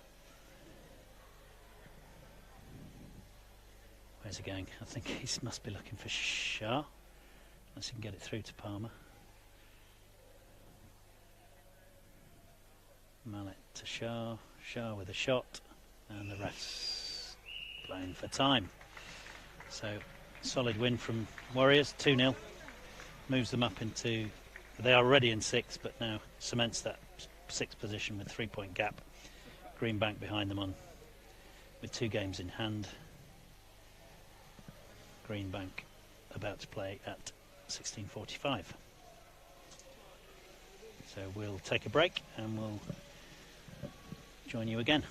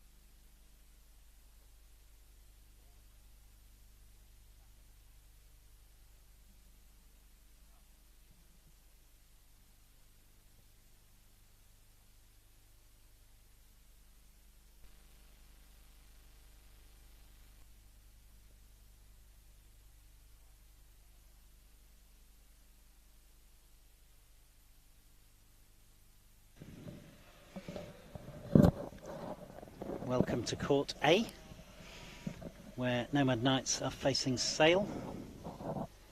Joining me is David Lewis. Hello. I think that's the first time I called you David. What's wrong with me? It's a I've done tiring something wrong. day, yeah. Only I'm people. exhausted. I am, mate. People call me David when I've done something wrong or Right. been naughty or something. So, pleased with the result, Dudley? I'm in the end, Coach? but half time, oh my god. It was only 2-0. Emily Julian had gone into someone with such force she snapped a harness. Yeah. And it was her fault. She didn't need to go in. It's going into Gay Meakin, who's not a small player. I Yeah. said, got to think of yourself as well a little bit. You're not going to drive through Gay Meakin. That's what she's trying to do. And she hurt her neck, hurt her back. She's had to come off because her harness is completely snapped off. Thank you for your help, by the way, with that. And then I just said, we've got to just play with our heads a little bit more. And I'm pleased the kid, Jack Westmoreland's a kid. Ethan's actually 18. He's got a hat-trick. Jack Westmoreland hat-trick, so that's a 6 We or 7 saw a goals, few isn't it? more of the Westmoreland celebrations. We did. I would love it for Noah to get. Noah got one. Love it for him to go. I thought he got a hat-trick, but he must have missed a couple and He missed a they went couple, to he- Westmoreland, right. No, he missed a couple, but he tried to nick one. He Right. did miss a very good chance Okay. for another one. And Emily Julian Right. got one. So, well done, Dudley. Well done, yeah, thank Moved you. up to 7th, and here we are. I don't think it's too early to say champions elect, because I think a game or two, Yeah. they're definitely promoted. I'll have to double check. No, it seems that way. I mean, this morning's games were massive. I actually So thought- that Man U drew with Greenbank, did I No, get they that right? won. They won. Oh, they did win in They the... won, Ah, okay, yeah. right. This is where So, I got it wrong. So yeah. I So, said it was a draw. It's only heard 2 cheers over there. Okay. But after I was informed that Man United had won 2-1. right. So let me just... We'll do the squads, and then we'll talk about the implications of this game. So it's Nomad Knights versus Sale, facing the camera in purple. The Knights with Shah in goal, Kemp in the middle, Bolt on the right and Allen on the left. And I've just realised I've not seen a single Knights game all weekend. Haven't you? That's the first time I've said any of those players. And facing away from us, Sale, Hassan in goal, D on the left, Whitworth up the top on the left, and on the right Holt. So who? Because that's Knights over there. This is Nomad Knights. This is Knight. Yeah, I was in. Yeah, yeah. Nomad Knights. Not Yeah, St. yeah, George's exactly. Knights. Yes, right. Okay. Do we know who we're thank you. watching and why? It's been a. I feel so tired. I feel like the days have merged into Right. one. So we'll now go to the table then. I So don't feel why like I've been home since Wednesday. why is this such an important game? So Nomad Knights are 3 points clear of Manchester United, who are on 42 points. If Knights win this game, they'll go on to 48, 6 points clear, with only 12 points left to play for. Cool. From How many points are they clear of third? and they will then be 12 points clear of Borough, So that's more or less. with triple the goal difference. And that's more or less promotion. Yeah, so they'd have to lose every game and Borough to win every game, and Borough to win every game by something So like it's more or less confirmed after this. 20-0. So you would imagine this will unequivocally put Knights as promoted, but Manchester United chasing an increasingly difficult challenge to beat them for the title. And Who's Manchester challenging United for- themselves are looking good for promotion, but Borough can catch them. Cool. So who's challenging them? And that's 1-0, Bobby Allen. So 1-0, Dave called it, Bobby Allen. So eager to get back to their 3.5 marks. minutes in, 1-0 to Knights, and so at the moment they've played 20, they've scored 80, they're scoring on average 4 a game. Guess how many they've conceded all season? Total. 4. It is 4. Was that a guess? Or It that was a okay, guess, but well, I it's know a good they've guess. lost 2, 1-0. Right, okay. So they must have conceded another goal. So they've only conceded 4. They've got the best defence in the league, they've got the best attack. So you can't argue for them being in this It's a weird position. oddity that Norwich beat the top 2 teams this season. Ah, 1-0. well done, Norwich. Yeah. They looked better earlier, Norwich, when they started Yeah. moving the ball. About Henry Barnard was playing well. I think that's still in. That's not anymore. I want to ask you about, so do I have to call these Nomads, not Nomad Knights? Sorry, no, I just got confused because I've seen Nomad. You're seeing too many Knights. Seen aren't you? George. Right, okay.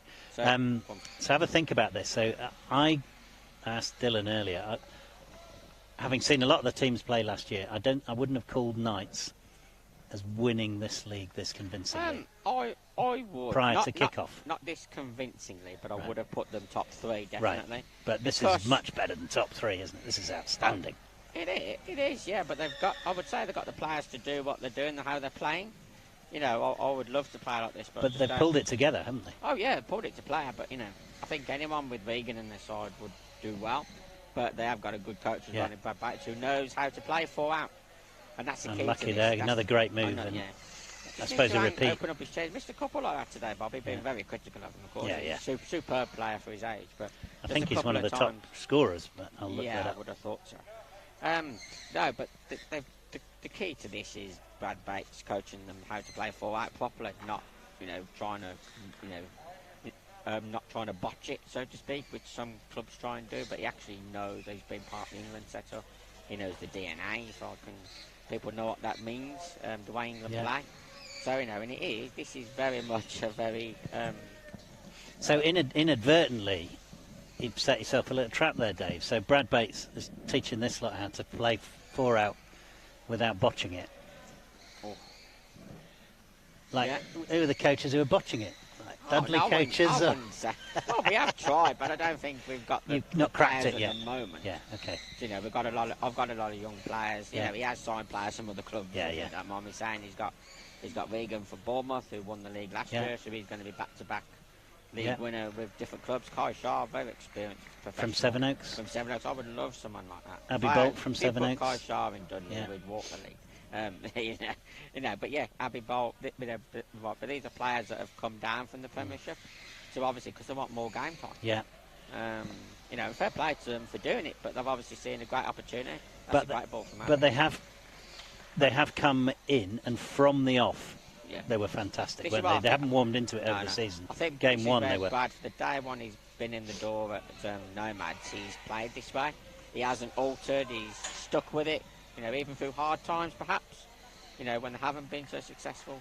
But they went and beat Villa in the cup as well. Yeah. So just shows it working. Yeah. It's working. But you've got to have the players to do. You've got to have the knowledge And just the awareness of the game and understanding of the game. this is a squad then. I'm looking at 3 on the bench as well, So who are going to hold their own in the Premiership, aren't they? I would have thought so. I would have thought I would have thought they'll be, still battling safety will be their main priority. But I would have thought Brad will soon be, sort of aiming higher than that. Yeah. pushing Actually, to halfway. there's conflict of interest. This is a big. This is really the elephant in the room, and I don't mean Brad Bates is an elephant in the room, but it's will Brad Bates move to join Nomads as a player? I see. Or will Okay, he yeah, stay yeah. with a spy? Yeah. Because you can't coach Nomads. Yeah. So, See if you're playing for another club. yeah, people might be wondering why we're talking about that, like nuance. But if you're coaching a team in the league and you're also playing for a different league, there is a conflict of interest because results for the team you're coaching could be affecting your position in the league. Smack cracking finish, but so I think that's 24 for the season for Yeah, Alan. that's a much better finish. That was. That's right. He wasn't doing that earlier on. I think So he that's took off first half 2-0 of the Eels now, isn't game it? because he didn't finish. But yeah, 2-0. Yeah. I think that's 2 for Bobby. So it, on the one hand, why can't Brad coach Nomad Knights? But this is the top division in the This is country. the It needs elite to of our be. sport. I mean, I asked a question about coaching Thistles. And Yeah. I had I've got a very close affinity with Thistles, but it makes sense. You can't play and then coach the same team because this is the elite You of can't our have game. any question marks, can you? Not really, no. Imagine if come the last game of the season, I was coaching Thistles and they had to lose by a certain amount to mean. Do you know what I mean? It's just too many and it variables. doesn't matter even if it was a probable. It just doesn't feel right, does It it? doesn't feel right, Yeah. does it? You wouldn't see it in the mainstream winning game, would you? Yeah, in the yeah. Premiership, so why should you see it here? And we are striving to be elite as possible and as professional as possible. Teta going back to play for City Yeah, just as they face Arsenal. exactly. And they lose. But Brad's got a decision to make. Yeah. And whatever he decides, I'm sure it'd be right for him. But Yeah. if I was him, I would join Nomads personally, and I'd love to have my own club that Yeah, I'm running single-handedly almost, which he does. Yeah. But So we've talked a lot about Nomad Knights there, who are in a close. Well, they're now 2-0 up. We think if we've done the maths right, they're in an unassailable position. They will be promoted. Yeah. The question is, are they champions? They probably won't announce it yet. They'll probably wait for Yeah, the official. So I think there's a mathematical possibility, I think, that Borough could reach them, but they would have to score 28, 30, 40. They'd have to score 10 goals a game, and Knights would have to lose. Nomad Knights would have to lose every game they've got to come. So yeah, so just 1 point after this game all season. So what would you do here now? Obviously, the 2-0 up. What would you? Well, I don't think George or Troy got on early. So I think at this point, and I don't know who's making the calls for them this weekend. Stuart in black on the right. Stuart Allen's Bobby's dad. Okay. Bobby's father. Well, I put my son on. He's on. I'm joking. But perhaps to our point about conflicts of interest earlier, is this the point at which you give? Surely you give game time, even if it's 10 minutes of this half, to you. Well, I would be. Perhaps. They're not going to lose this game, are they? Now it's. No. I mean, I was trying stuff at 2-0 up, and the game wasn't safe. Do you know what I mean? Yeah. You got to. I think you got to. When people have travelled and stuff, but this world got to respect though. Each club is run differently, so obviously they're fully aware that they could be sitting there all day without very limited game time. If that was me though, I wouldn't be very happy. But this is the kind of thing now. Obviously, if they go up again, we'll sign other players. I know. Yep. We could easily. But do they need to? I mean, given the performance they've shown. That's an 8th Yeah. number now, so there is room for him. Some of them players might go on loan to a championship club. If Bad Bakes brings in someone, then you could look at Troy. Might not want to stay and be an 8th player. He's travelling all this way, and I know he travels a long way from Taunton, so it's not 5 minutes down the road, is it? So we talked about Knights. What about Sale? Have you seen much of them this weekend? I have a little bit. I feel for them. Obviously, they are still very, shocked by Matt Gilmore's sudden passing. I think very close. Some of these people were to him. I really like Jack Hassan. I've got to say, I'm not saying I don't know the other guys. Do I understand Jack's return to the game? I've only seen him recently. I got the impression he may have played before. Someone told me this earlier about he played years ago, and then this is his second season back. But I think he's a cracking player. I do. And, he evidently, if you're watching, he can read the game. He's the guy doing the interceptions, and he's obviously giving some leadership to D. More confidence, and I don't know. He's trying to do the right thing. So fair play to him. Fair play to him for sticking at it. I wonder about the team's sort of mental health and stuff. I know that it's a wide subject, but turning up to lose more or less every game takes a lot of battle. I'll just tell you something we've done in the West Midlands Championship. So Nomad Knights are in the West Midlands Championship. We've got 8 teams in it. Well, 7 because Telford didn't really complete the season. Yeah. But we've got Dudley. We've got St George's. We've got Forest. But what I'm saying is we've only done it so that each team plays each other once to start with. So you play 7 league games, and then the league splits into 2. So you've got a top half and a bottom half. That will stop the likes of Forest and George's having a second beating off, say, Nomad Knights of 9-10-0. So you only get 1 a season almost, like Dudley put a few on them as well. So I just think that may be better for the regional league. You don't need them 9-10-0 hammerings. So that's the steps we've taken this season, and it's worked well. So we had like a trophy for the bottom half. You then split and you play each other again, just in the bottom half, and we had a plate winner for that, and St George's won it.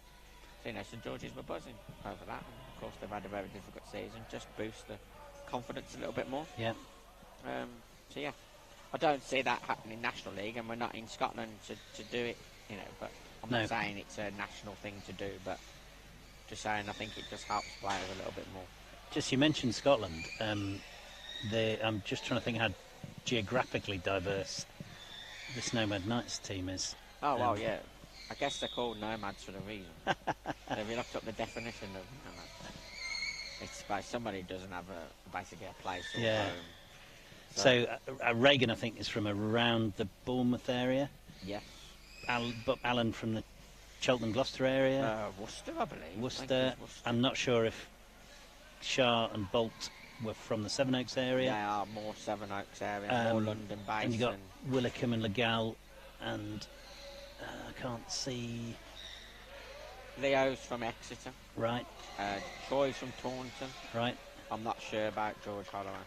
George Holloway, right. George Holloway on the left there. So I can't see George, and putting on my reading glasses doesn't help from this distance.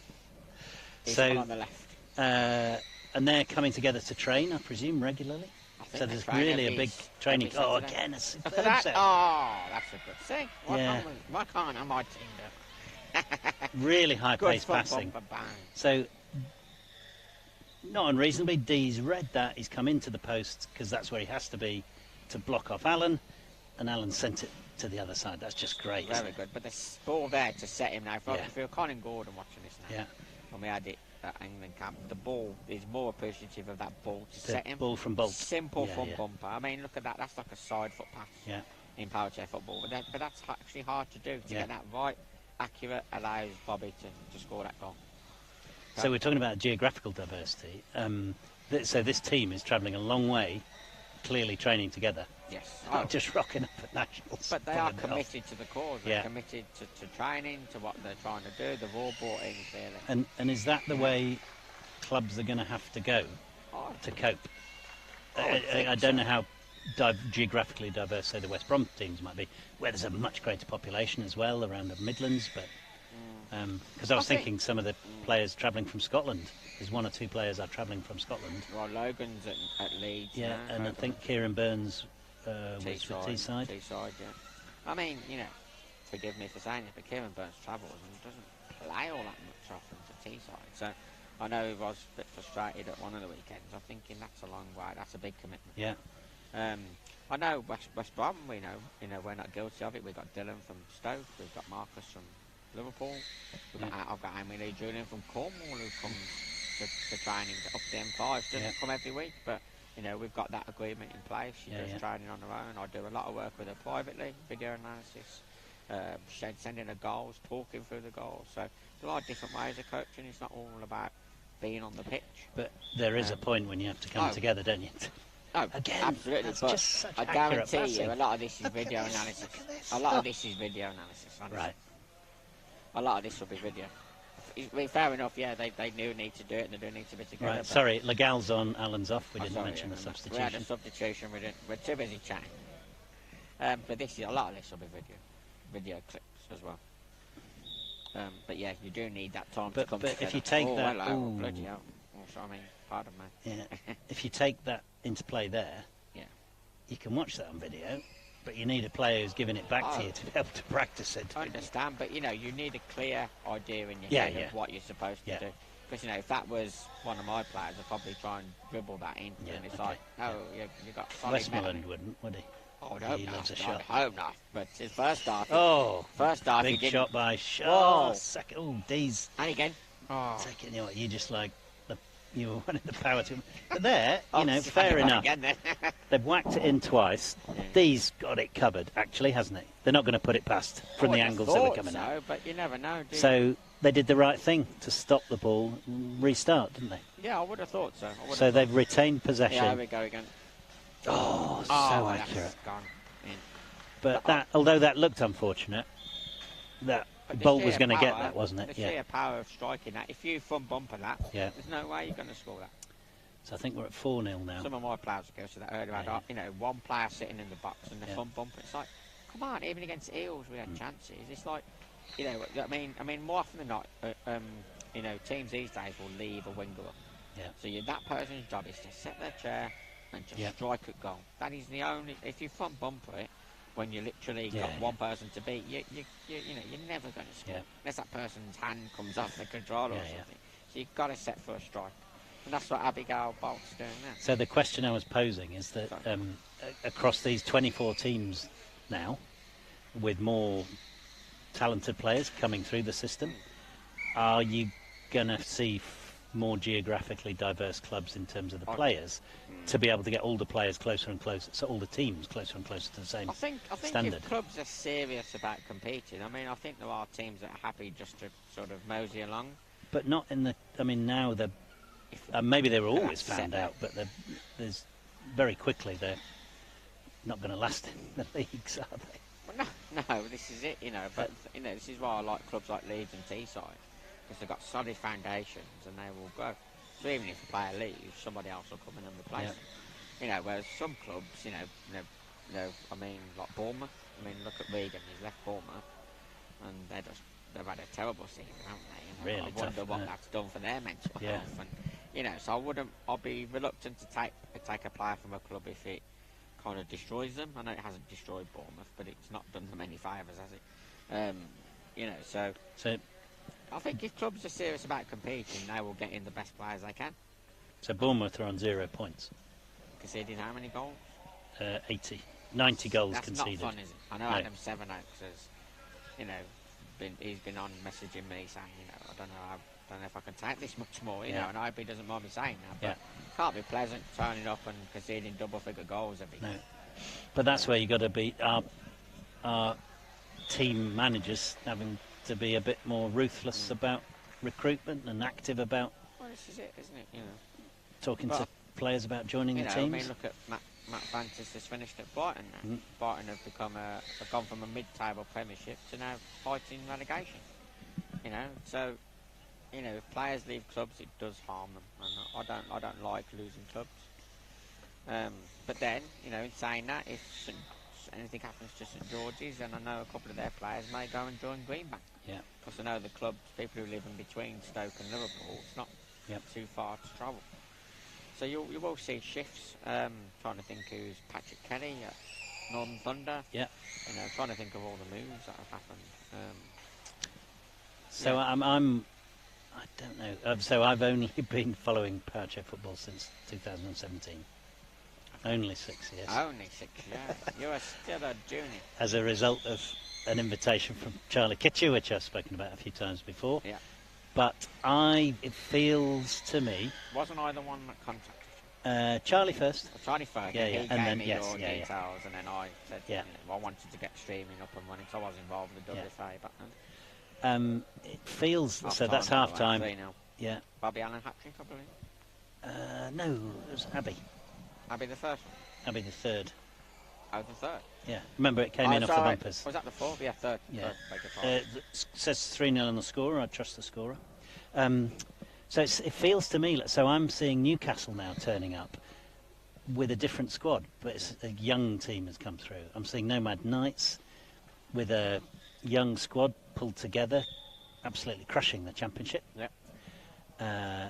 You've got the Dudley stack, as it were, so maybe not attempting to play the way you would want a West Brom team to play. But- Flashes of it, Flashes of it, yeah. but they'll get there. But they will get there. But next season, but this has been a transitional year Yeah, for so- West Brom as a whole. But next year, I really want to. I'm wondering if the whole set of leagues is seeing a transition. I think it's always in transition in a way. But I think the Premiership this year, you've now got 3 teams really that are quite.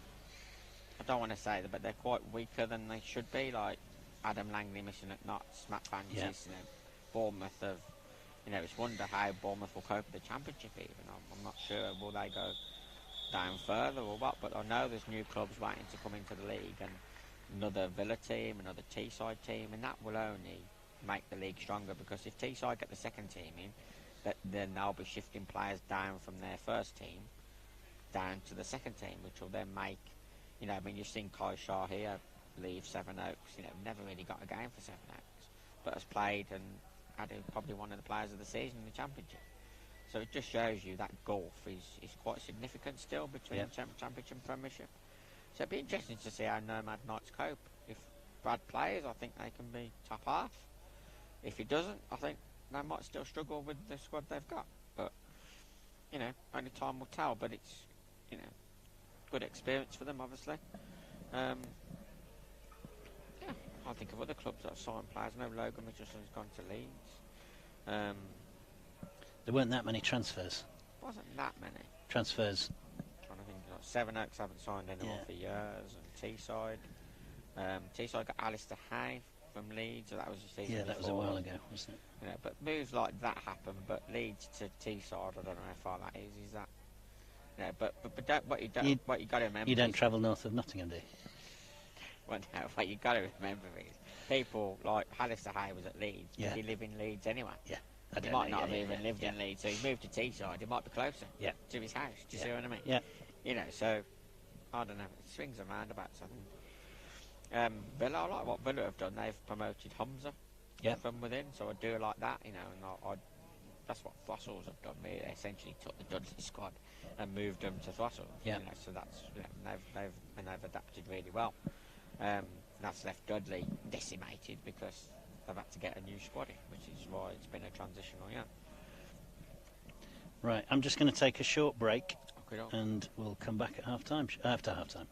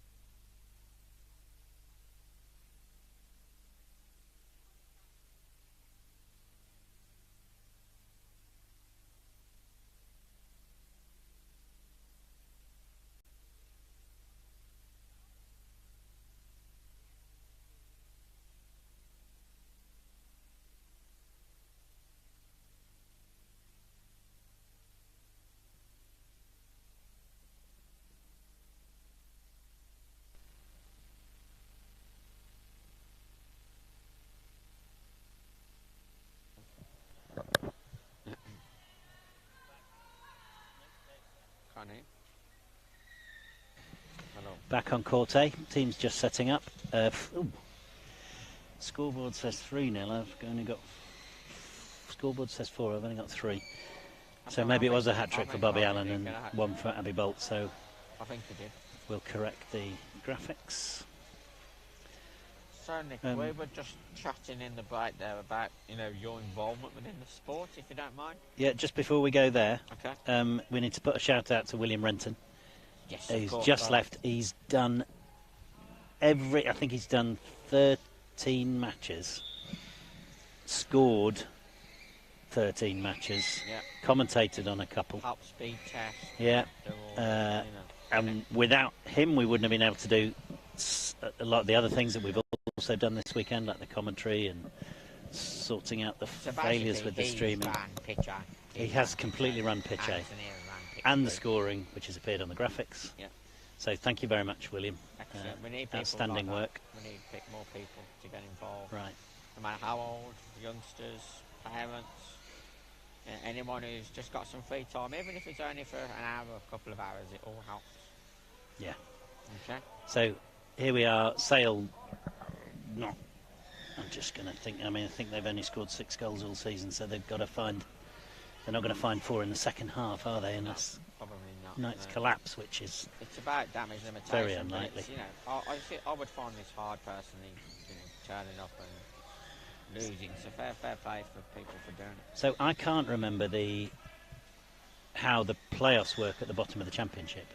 So is it the bottom 2 go into the playoffs? The bottom 2 go and the in. third is safe. It's like they're safe. Yeah. So at the moment, Sale are 4 points clear of St George's. So they wouldn't go into playoff, they're safe. Unlike in the Championship, in the Premiership, bottom 2 drop, the third goes into a playoff. Is that right? Yeah, so currently, it would, if that happens, it would be the 10th in the Premiership against third, so it would be Middlesbrough against... but at the bottom here, Sale are currently safe.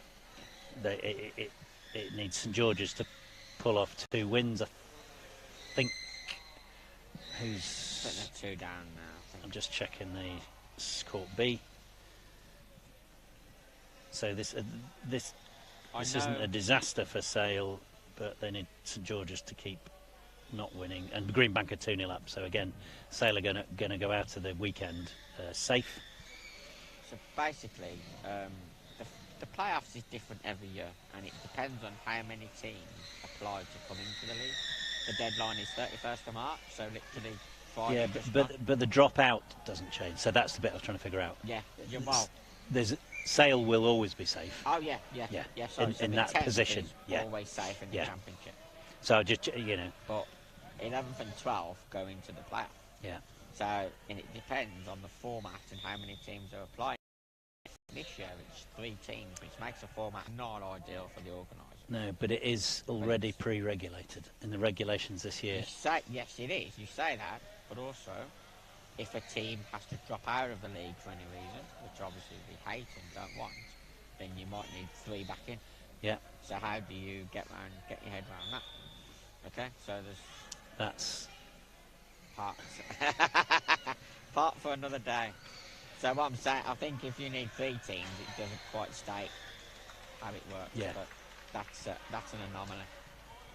It would be easier just to have 2 applications and then you do a random draw. Forest plays someone, St George's plays someone, but there should be an advantage to finishing 11th over 12. Yeah, so I think, if I remember rightly, it was set up to give an advantage. Okay, to that those. makes sense. Yeah.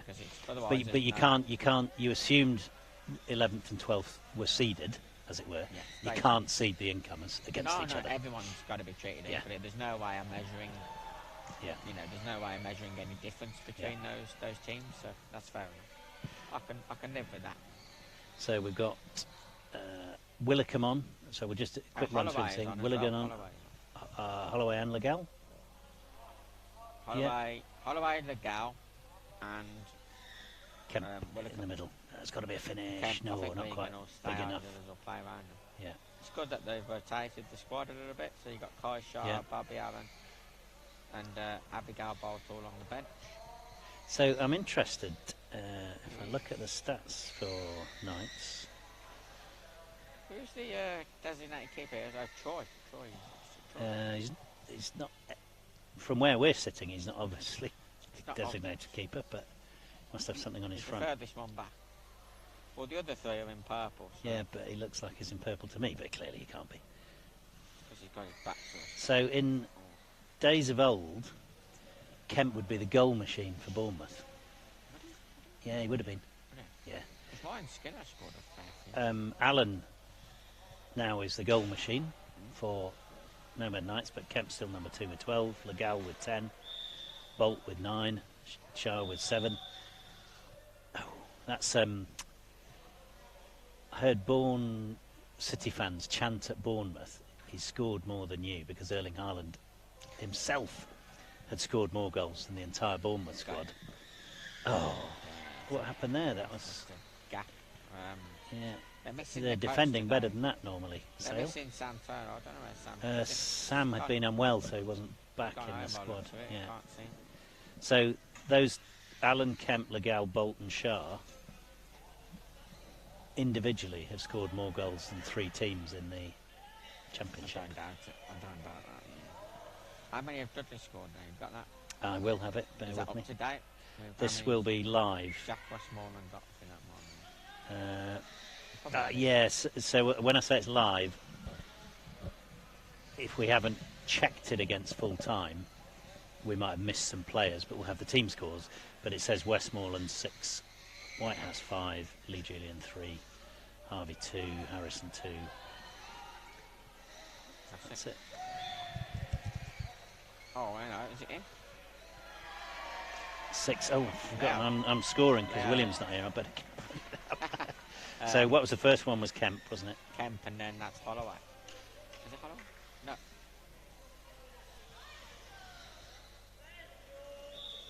Was that Holloway? Or was Yes. it Legal? Holloway's on the right, I think. So Very good, but I don't know if they crossed it. we'll fix it later if needs be. Could have Stuart.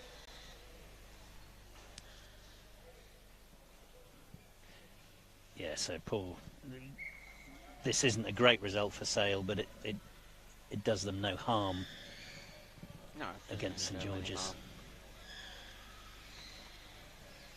harm. Oh, Lionard.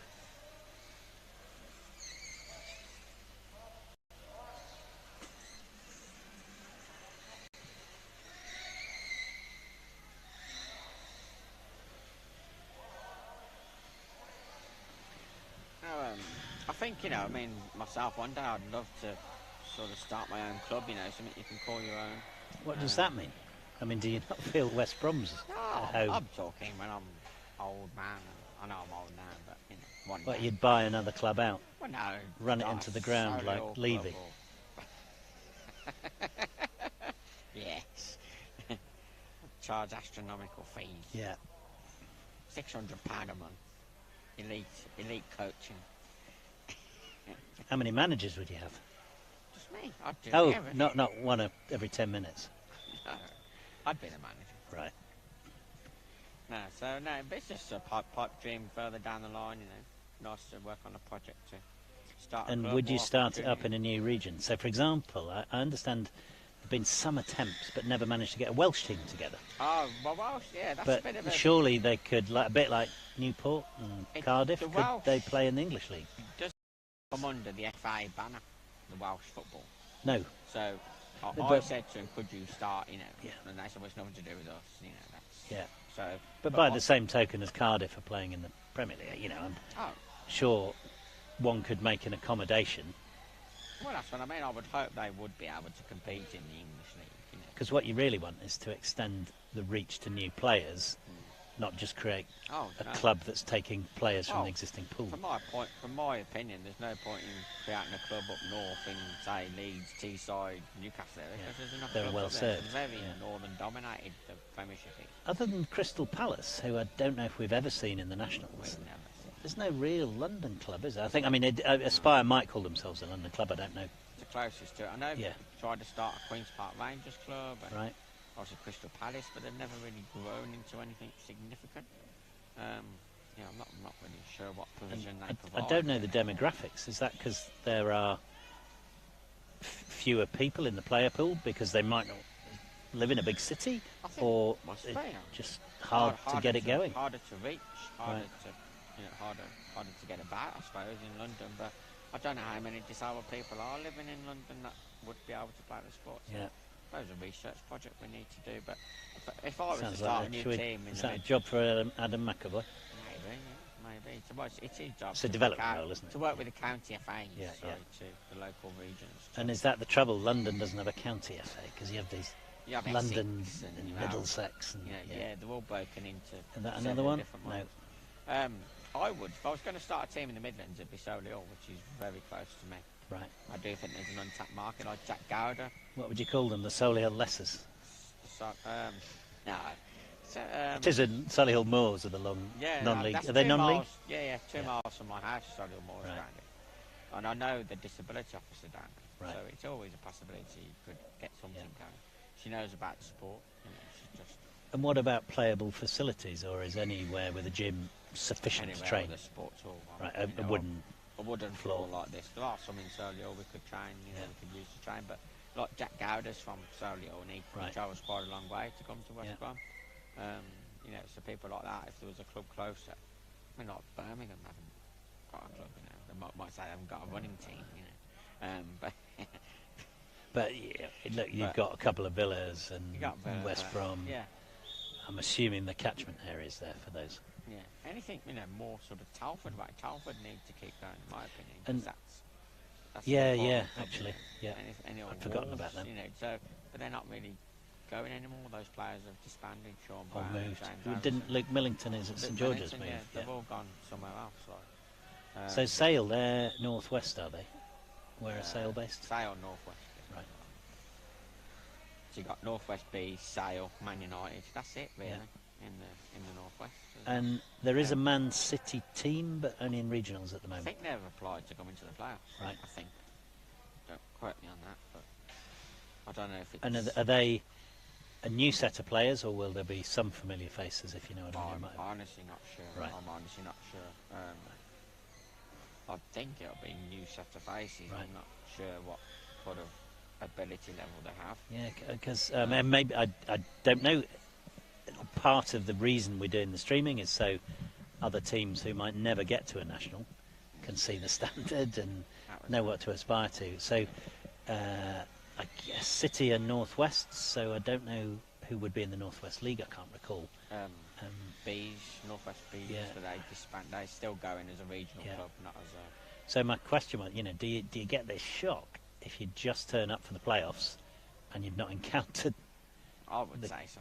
I would. football before? But maybe you've seen enough, because I've rarely encountered people turning up at Nottingham who aren't associated with the team that's here, Gotcha. if you see what I mean. So City will not have seen Oh, in first hand No. the level of play, I think- but they may have been watching the streams avidly. I don't There's know. nothing And like experiencing it, Yeah, you know, yeah. for yourself. Do you know Yeah. what I mean? And, I don't know if I do get the impression it's a bit of a sort of stab in the dark. I know Greenbank, the first time they applied for the playoffs, it was Right. a bit of a sort of token gesture. Let's have a look. Right. You know, they think they got in third time. They beat Telford. yeah, So But it's they're- almost like, they're- we'll have a look what it's like. they're you solid know. now, aren't they?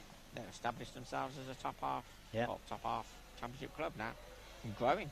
You know, they've got a lot of players. So, and I know they've got plans. I know if St George's, anything happens to St George's and they go out the league, they will take some of their players. Do you know what I mean? So Yeah. I think it's important players stay in the game and don't drop out, even if their team gets relegated. Because people are ultimately want to play National League football. Yeah. So that's why when Telford got relegated, I think that's why all their players kind of left, because they've attached themselves to clubs. I think there's only James Harrison now and Luke Millington playing National League. The others are just playing regional. Sean Brown, for example. Yeah. I mean, it's got to be the aim to drive the standards across all regions. I think the North East and the West Midlands are the two strongest regions. North West, South West, and South East. Obviously, South East have got Aspire, Seven Oaks, but after that, there's not a huge amount. Brighton. Sorry, but they're had players leave lately, so I think it's really important to make sure clubs still continue, which is why I've got respect for Warren. Obviously, he's still turning up to weekends, and his son left nearly 12 months ago now, so but he's still trying to keep the club going, and I have got a lot of admiration for that. It doesn't have to be here, does it?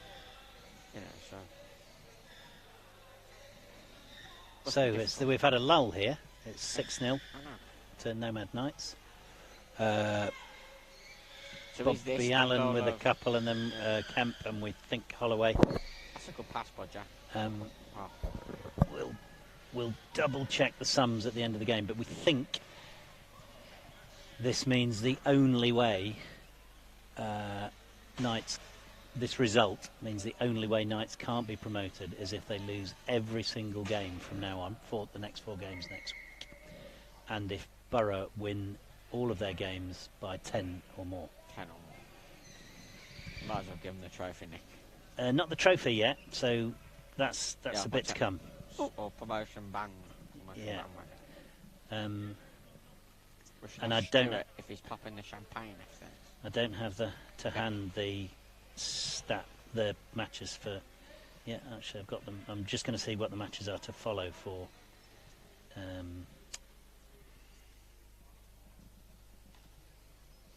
For the Knights.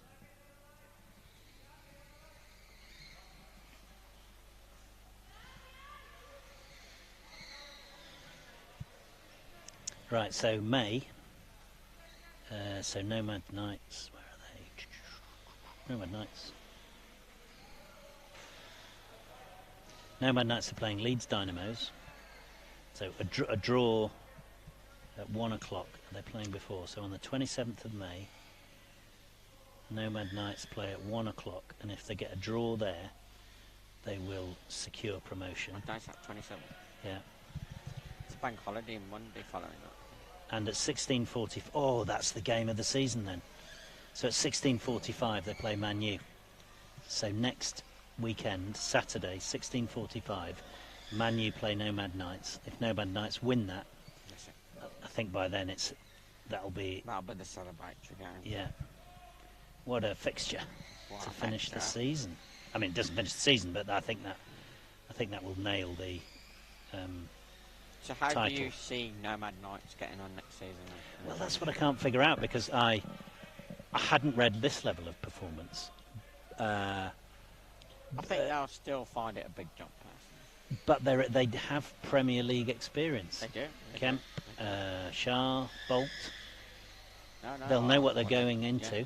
Oh, they will. You already mentioned, what does the coach do? So Brad, the Knights coach, won't be allowed to coach Knights if they get promoted, which seems likely, and he's still playing for Aspire. Conflict of interest. Very shame. So Back does that he way, join? isn't Does he back off the coaching, which would seem Okay, real shame, because everything I'm hearing is it's his coaching that's putting this team together. Is Yeah. that another goal? No. Therefore, does he join the team? I presume he would want to keep playing. He wouldn't just yeah, coach. no. But if the argument is though, if he played for Aspire, if he stayed at Aspire, he then can't coach. No, Nomad. exactly. So, I mean, fair enough. He can take the training because who's going to Yeah. know, but he can't be on the side Yeah. of games, and that's what it's all about. You Yeah. know, because that's where you want you want your team to be Yeah. seen playing that football. You know, I So- want to stand on the side if my team are playing football like this. Yeah. Do you know what I mean? I want to take the credit. I don't want to. So if I was So- him, I would but- do it. Sorry, you said I think Knights beat Brighton in the cup.